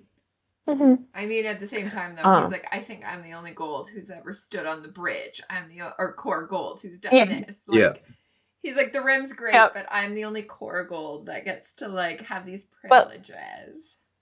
Right. Look at me, though. He's very proud of himself, which is very Lysander of him. And I think this is where we first hear about the leech, which is a very interesting element, I think, where it's like helping with the like effects of the lament and the poisoning that he had. I thought that was super cool. And I think it was Dido that gave him access to that, if not like just Dido through Diomedes, which is so cool. Like I love the idea of just like this external liver, essentially, like processing all of these toxins out of your body. Well, like, it's very like 17th century of like I am adjusting the humors. Like adjusting the humors. I'm picturing which Jane Austen is it in Sense and Sensibility where she gets left out in the rain and then they use the leeches to make her better, and you're like, what? She had hypothermia from the rain. What are the leeches doing? But in everything's this case, a leech. In this case, it makes sense. Throw a leech on it. Throw a leech on it. It'll get better. Yeah. Hypothermia, leech. Sense and Sensibility is my least favorite Jane Austen, which is troubling to say. Even but the movie it's a hot version that Emma Thompson wrote. Emma Thompson is a force to be reckoned with. I will give her that. Rickman and as Alan Rickman, I do love him. Somehow. I know. I don't know why it is. Northanger Abbey, I think, connected with me when I was like 16 years old, which is why I liked it, is because I read it when I was young. Yeah. And it's a very young protagonist, but we're really trying to avoid Lysander. We're on to Jane Austen. We took a turn down classical literature, and here we are. Okay. Leeches, though. Jane Austen uses leeches. Pierce Brosnan uses leeches. There was yes, there was a line to continue down this path. And then they're having dinner, and then I don't remember what path they started down, but Diomedes is like, this is not a conversation to have over dinner or something. And so they go into this other room. They're talking about the Ascamani. Yes. Oh yes, that's what it was. Which- The nightmare fuel. Yes. Yeah, I he love was this like, were these the conversation. tales? Yeah, were these the tales they told to like scare you at night, like as a kid growing up? And absolutely, I would absolutely lose it over them. Like, Yeah. just the boogeymen are basically the Ascamani to everyone. It sounds like Yeah. they're the scary stories you tell in the dark, etc. Um, but not to go into just like some Octavia torture, but like Lysander says that the goblin was actually like the nightmare fuel for him because what was it Mhm. like Octavia used to like make him fall asleep in the same room. Do you Yeah, remember this she like had little Ascamani clip? chained up in his room. Sorry, Like, what? You know, like that's some unhinged shit. yeah, Like, can you fall asleep with this horrifying being in the same room as you? yeah. Hey, you remember your sleep paralysis demon? Yeah, we just like pulled that out of your dreams and chained it up in the Yeah. corner of the room. Can you just like go to sleep now? Take a nap. Meanwhile, Chill you know out. who's scarier? Sevro. Sevro. Sevro in a I mean, like, bag. that tracks. Waiting Yeah. to kidnap you. Uh-huh. Uh-huh. And then Diomedes is like, not Darrow, huh? And he's like, no, no, no. Goblin of Mars. Yeah. Horrifying. Yeah, the problem with Scarier. Severo is he's not chained up in the corner of your room. Mm-hmm. He's just in the corner of your room. Again, what like a legendary figure to like Yep. be in charge of. Like, how are you that person that just like you have such a weight behind your name or your like persona, the Goblin of Mars, the Reaper of Mars? The power is just unreal. And like that haunts Lysander, and that's kind of fun. Yeah. Kind of love that. Mhm. But not the Ascamani, which is Yeah. interesting. And they're in Helios's trophy room at this point, and he like clocks all of the different weapons that are in there Yes. because he was collecting anything that like either injured him or like killed friends of his, which I Yep. think is kind of a really interesting thing to do. I don't know if that's like That's a theme anywhere I feel else, like that's but very similar to what Darrow and Severo do. oh yeah, Like, and like yeah, Sevro's trophy room. they're definitely collecting trophies of people they killed, Yeah. but like Mm-hmm. these are people that killed their friends or hurt them. Mm-hmm. So, I mean, Well- I feel like that's probably Yeah. not super uncommon. I was gonna say it also No. is like gets down in the vein of Sevro right now is naming knives for the people that Yeah. he wants to kill. Uh-huh. Right? So it's almost Yes. the opposite of like, I don't have something for you, so I'm going to name something after you that I can use on you. Mhm. Yeah. That's like a little Arya Stark where she like repeats the names Yes. of the people on her shit list. Yeah. But then also like what a power move from Helios of like you killed someone, you hurt me, but I still have enough power to take all of this from you. Yes. Like this weapon, this other thing. And they mentioned like his daughter having a Mhm. specific sword, which I don't know that we know his daughter at all, but they were talking about like how something about Dionysus, like the Yeah, it's a I Katari, wrote it which is down. their like short Yes. offhand blade, Mm-hmm. and then it's got the grapes of House Dionysus on the That's pommel. what it was. Yeah. Yeah. Yeah. And he mentions, and I wrote this down, but I don't remember if this ever circles back. He says that it reminds him of Apollonius and his vineyards on Thessalonica for some reason. I don't know if that ever Mhm. comes back or not, but it felt like so specific to mention that for some reason. Hmm. And I don't know if that comes back again, but I wrote it down. I don't think it comes back around, but they're like Yeah. they've talked in previous books about like, oh, you can't get the stench of Valier Wrath out of Thessalonica, right? Like, Yeah. and then they talk about like a Thessalonican red. Just vineyards, wine, Just- all of it. it's- Dionysus. Yep. Parallels. Okay. Got it. Okay. Interesting. Yeah. And they're just chatting for a while. Yeah. Oh, this part where they're still talking about Sevro, and they're talking about how he has no qualms about murdering children. And yep, a little scary. Mhm. And then Lysander mentions that if you ever get in the same room as Sevro, that you need to kill him and kill him quick. Mm-hmm. And make sure he's And dead. then Yeah. yes, make sure he's dead. And I was like, what a great callback to that moment in Morning Star. In Morning Star, where we all think he's dead, and then he's not. Yeah. And Yep. then he's not. Yes, but then for Diomedes to say the Minotaur did not heed this warning, I was like, Mhm. you're sure right. And I have my theories about this, but we won't talk about that now. Oh. But anyways, the lore of like building up how scary the Ascamani are. Of like these are the stories that are told in the night. These are the, and it's funny there's always horror stories that I think a lot of us probably around like sleepovers and stuff told the same stories. Yes. Of like, the guy who escaped from the local prison who had a hook for a hand. Yeah. And they're like Yeah. two that were making out. Like it ends up in Community, and it's a story that I knew from when I was like 10 years old. Like, it's just those ones that go around. Yeah.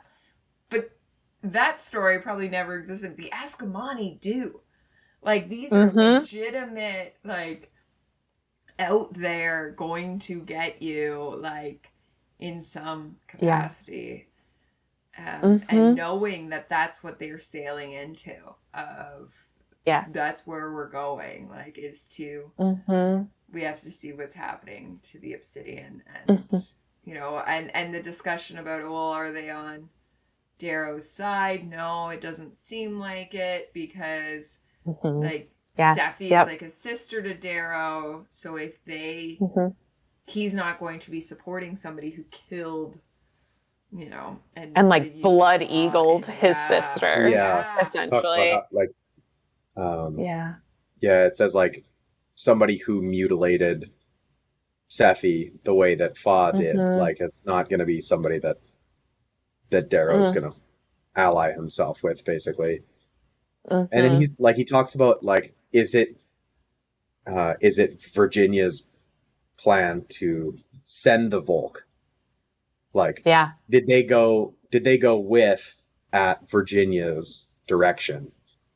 Like, it's like probably not. Her style.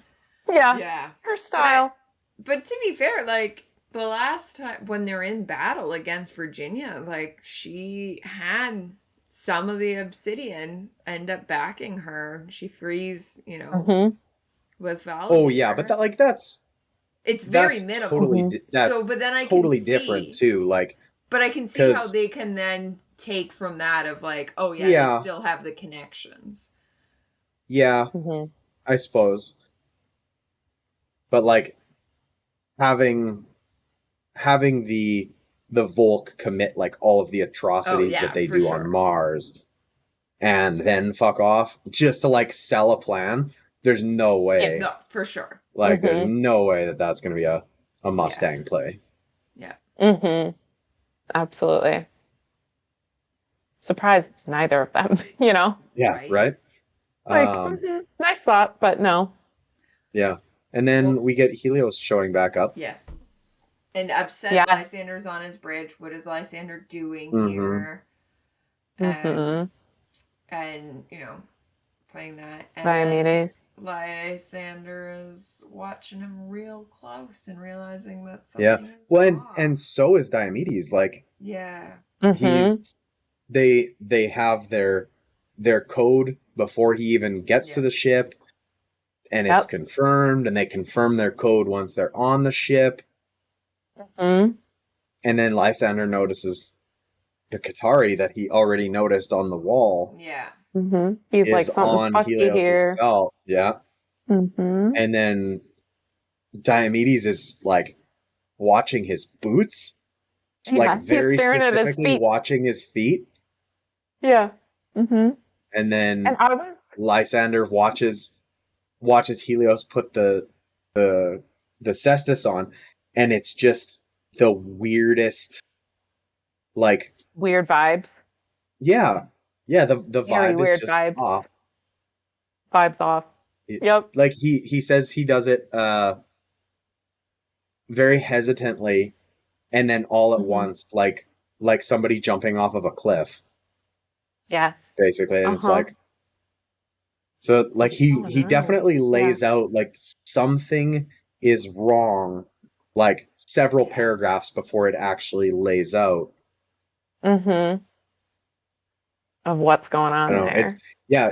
It's a really good, like, it's a really well written build up of tension of like what the actual fuck is happening here. Mm-hmm. And Lysander doesn't really even say anything. He's just like, I don't know what's going on here, but he like doesn't act on it at all. And it's only Yeah. Diomedes who is like, I'm gonna need another code from you. And he like starts something up. And even I feel like that was such a giveaway when Helios was like, we already did this. We're not Helios. It's like, Yeah. we already did this. We don't need to do this again. But go through the whole song and dance of another code thing. And then Diomedes acts on it. And I was really Yeah, he's like, hoping yeah, for like, you may have gotten the code right. There's still something I wrong. mean, yeah. I was really hoping for like a Scooby-Doo level reveal of like, who is it? But like, I would have gotten away with it too. Lysander just notes. He's like, I would have gotten away with it too if it weren't for you meddling rims. And like, Diomedes is just there. Yeah. Getting away with it. But he's just like internally monologuing this that he knows it Atlas instead. It is Atlas. Mm-hmm. Who then takes, there's some like poisonous gas or something, like something goes out. It's basically like pressurized spines. Like it shoots out like tiny little cactus spines. He said that he had that armor going on. And then like the black egg that he cracks over Diomedes' head, that what is it? It like takes away his sight, it takes away his his sight and hearing. But he can at least But he can still breathe through it. Breathe. That's like the only thing that he has left. I think at this point, like all of his other senses are dimmed. And then so he's found out. And what does he do next? He like goes to the bridge and decides to take out Dido, who's like trying to call in and say, hey, what's going on? Like, I'm still worried about my kids. Yeah. Yeah. And in the midst of this, like they've all started to contract their formation. Like everything is closing in around the Dustmaker for their formation, like for their ghost sail, right, into Kaliki. And then it's just like, oops, all treason. And they start popping ships, like just, and it is and then the absolutely Ascamani and the Volk show up. It is sick to me that Diomedes is right there, all of his senses washed, and his mom's getting murdered on the other side of his internal cage. Yeah. Yeah, Lysander's like, and Diomedes doesn't even know that his mother is less than dust. Yeah. Disgusting. That makes me so sad for him. I will say though that like, hate to give credit to Lysander, but he does fight back. He does try to save Diomedes. Yes. You know, he's throwing grenades at Atlas. Throws a razor that hits him through the shoulder. Pulls Diomedes into an escape pod. Sends him off while getting captured himself. That's the POV that I need. Yeah, I want Diomedes of just. I want Diomedes POV just those. Just the Totally. clumsiest rescue attempt. He's got no senses, but all he knows is he's getting bumblefucked around and just like thrown somewhere. Yeah. That's Yeah. the POV that I want. But then we Mhm. learned that Atlas had planned to keep Diomedes and Lysander alive, and Yeah. Lysander is now pretty much sent Diomedes to his death in like the attempt to be the Yeah. hero. It's like Mhm. no, you sent him to who? Who is going to Yeah. get him? Uh-huh.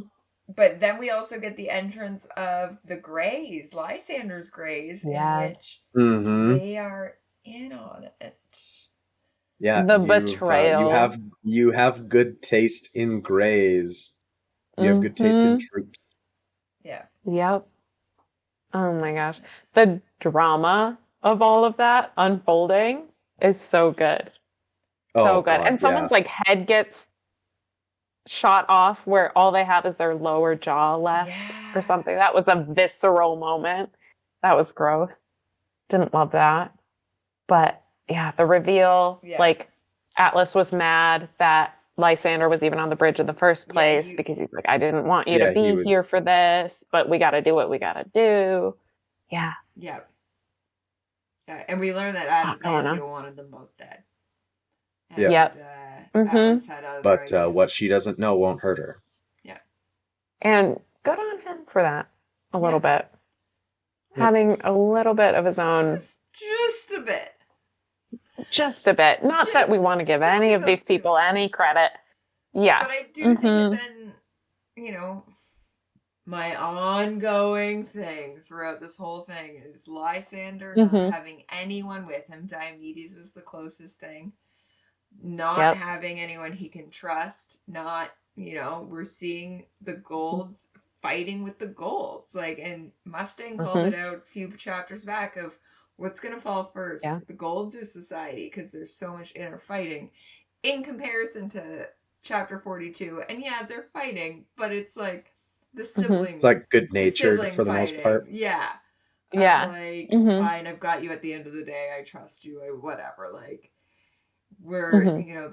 those two ongoing themes of the Republic having each other, having the best interests for the greater good versus the society, each person with the I would say the Rim is the exception. I mean, technically Atlas is the Rim, but Diomedes being the exception. Each Gold in the society and each Gray we're seeing is only Yeah. out for themselves.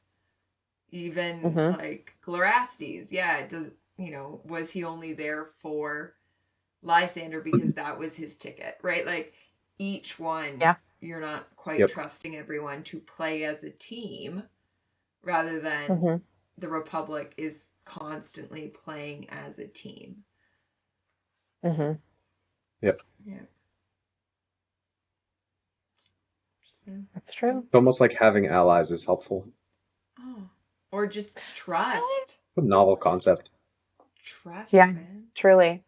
Again, you need the gang with you. Yep. Everyone's True. stronger together. Yep. Mhm. They could have Yeah. Scooby-Doo. I'll bet And then, you like- the Republic could have unmasked could've- the Scooby-Doo villain. Yeah, because there would be a team of 5 or more. How many are Correct. Scooby-Doo? 5? Yeah. And then, Yeah. you know.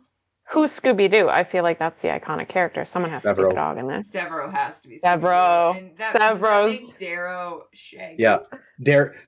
Yes. Oh, well, Yeah. because Yeah. No. Cassius has Darrow's to be- Darrow's Fred, Cassius is Shaggy. Okay. I think. Daphne is Mustang, But obviously. that puts Sevro and Cassius together.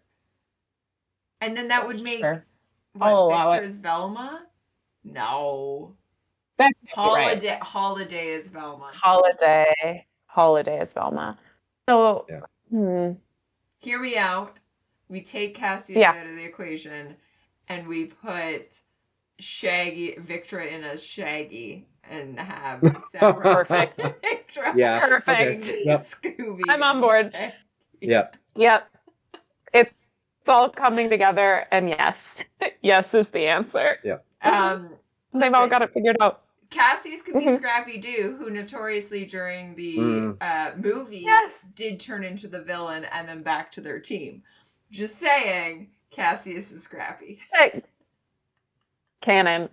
It makes sense. All right. It I'm here only for it. makes sense. I'm Oh here my for it God. too. Recast. Let's go. Whole thing. Recast the whole thing. We know what's up. I would like Freddie Prinze Jr. to play Darrow in the upcoming movie, and Sarah Michelle Gellar to be Mustang. Just saying. Can you imagine? A I beautiful. can't stop imagining. No, it's too good. It's too Another good. Community reference. That one's a bit of a deep cut. Is it really? Yeah. I can't stop imagining. It's right before Jeff. It's right before Jeff and Britta hook up first year paintball. Could you imagine if we did it right here on the study room table? And Jeff's like, I can't stop imagining. Oh, a deep cut indeed. All the paintball episodes are All the best ones. The best. Yep. True. Yeah. Right. Top tier content. Well, now that we've I think that once again tried to stop talking about Lysander, are we good for now? What else do we have? I think so. Yeah, that's it. Rowan. The last thing we have is Lysander getting the egg cracked over his head. Yep. And then we fade to Obsidian. Yep. No, we fade to Obsidian. Look at you Literally go. everything would be black. Oh my God. Yep. Wow. This is why we have you around. Thank you, Patreon. That's what I'm here for. This is one of the few that I will let you have this ending. This was perfect. This was a perfect ending. We'll say. Next week we get Badger, so we can talk about all this trauma that we're going through. Badger's back. I'm so excited. She was, 2 episodes ago? She's back because trauma. Yeah, but always. It's been a good episode. I'm glad we've got to talk about so much food in this one. Yeah, we really did. I feel like we brought on the right person to talk. You food. picked the perfect. Again, you were the only one. Everyone else is like, I really like if I could talk about. Like normally people would have been like, can I talk about Cassius maybe? And you were like, maybe 42. And I was like, maybe. All right, then it's yours. Like, if you had to put a number to it, I would love 42. Just if you had to. It's the answer to the life, the universe, and everything. 42. Yep. It's the answer to my universe. I can tell you that because that is my favorite chapter. That's everything to me. Everyone listening, when we get into Red God, if there is a chapter, this is how you get on, is to message me being like, this is the chapter. So when we eventually this chapter speaks to me. This is how we do it. But yeah, so much fun today. Thank you very much for joining us. Yes. Oh my gosh. Please. Thank you. Thank you. This has been an absolute delight. Yes. Thank you everybody for listening. Join our Patreon. Check out our Redbubble. Check out howlerhollow.net. Join the Howler's Den why we're all friends, why we're here, why. Yeah. If you're listening on Spotify, Apple Podcasts, Google Play Podcasts, pop over to our YouTube and please drop us a subscription and a like and a comment on last week's episode where we are looking for Cassius apron ideas. Oh yeah. Oh my God. I'm going to circle back to you on that. Yeah, we're going to have once it drops, maybe I'll have an idea. Yeah. We'll give you one more week. So this one, when does this come out? This one comes out on, the 8th. So on the 15th. So on the 15th. That'll be the cutoff and the episode. I don't know. Actually, you probably then won't learn until January, or we'll drop it for Boxing Day, which is December 26th. That's when Canadian Black Friday. On Boxing Day. There you go. Whatever the apron ends up being, as well as so if excited. you can jump onto YouTube. At time of recording, we are at 150 subscribers. We are trying to get 200 by the new year, and quite frankly, a lot of people follow us on Instagram. There's 700 people in the den. We know we have the amount of listeners to get us there, so jump over there. And YouTube's doing a fun thing right now that whenever I say like and subscribe, it should light up the subscription button. So let me know if that is working or if I have to be verified to do that. But as far as I am aware, every time we say like and subscribe, the like follow button or the subscription button should glow. Let me know if that's working. Comment on that one. Or Cool. you can tell me And if it's you not see it working. and it is working, like hit and it. subscribe. Yeah. Or you can be like, hey, you don't actually Mhm. have the ability to do that because we're not in that tier yet. And you can help Yeah. us get into that And tier. if that's the case, yeah, just Mhm. click it anyway 100%. and help us get there. Mhm. Yep. Mhm. But yes, thank you everybody for listening. It's been great. This Yeah. has been fantastic. Thank you, Meringue, for joining Meringue, us. so much. We need Oh to my do gosh, a thank you. food episode. Can we bring you? Yeah. Yeah. And I feel like you and Sweets Yes. for a full, let's just deconstruct Perfect. every recipe Absolutely. in the Red Rising universe. Oh. That's what we're seeing. We should have like, have you heard of these things where it's like you watch a movie and you eat along with the movie? I feel like we could do Yep. that with Red Rising, where we make we'll make a menu for each time they eat Yes. Oh, we'll have to anything. get Perfect. Sam back on too. Yes. Yes. Oh my god. We'll make this happen. Okay, We'll but how make do this I get the happen. food? Because I am not a cook. So whose house do I have to go to so I can actually... Why This don't is when we make this it is a the Minnesota Minerva. meetup? Yes. It'll be a I'm live telling event. Okay, we're doing We it. have We're like doing a live event. Yes. Perfect. We have like a grassroots organization to try and get the next HowlerCon here. So Yeah. we'll see what we can do. I love it. I love Grab it. everyone. Perfect. Let's go. There's Yeah. Alright. there's We'll direct have a flights live there session here. from my city, so we can make it Perfect. happen. I don't want can I make it happen. hosted Howler's Giving, so I've got Well, I want to drive what's the because word I'm then I looking can for? take a boat. I get to Mhm. take a boat across the Great Lakes if I drive. That's true. That's true. Because we Beautiful. can like stand on opposite sides of Superior and be in the same water at the same time. I'm gonna drive. Absolutely. Well, and Chris, Perfect. you have to drive so you can stop in Winnipeg at the brewery that does the stained Oh beer. yeah. Just saying. Ooh. See how it goes. There is a brewery See what time in of year it is. Winnipeg called, I want to say they're called Geek Brew. I don't have enough. Ooh. Yeah, it's something like that. And I love that. they do one of their core beers is Red Rising themed. But no one's going to Winnipeg Oh my God. anytime soon because it's Winnipeg. Sure. Because it's Winnipeg. Really? But technically, it would be only an hour out of Crescent's Way from getting to Minnesota. Oh, and I hit my mic. Might be On worth. that note.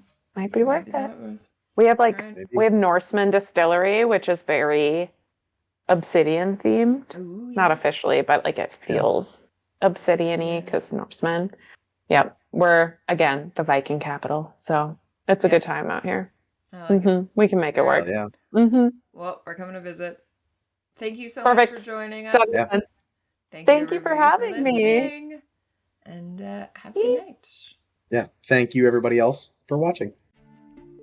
Thanks for listening to Fade to Obsidian, where Skipper and Crescent casually dissect the friendships, relationships, and those fade to black moments in the Red Rising saga.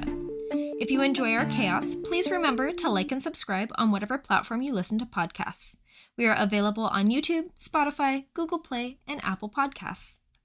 Don't forget to give us a follow on Instagram at Fade to Obsidian.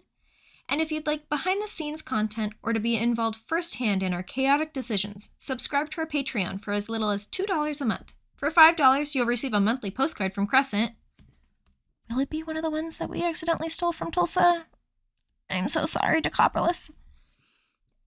And if you're crazy enough to trust Skipper with maybe sending you a postcard, our third tier is $100 a month. But please don't choose this option. Lastly, make sure to join the pack in the Howler's Den on Discord, discord.gg/thehowlersden, where we talk all things Red Rising. Until next time, Omnisphere Lupus.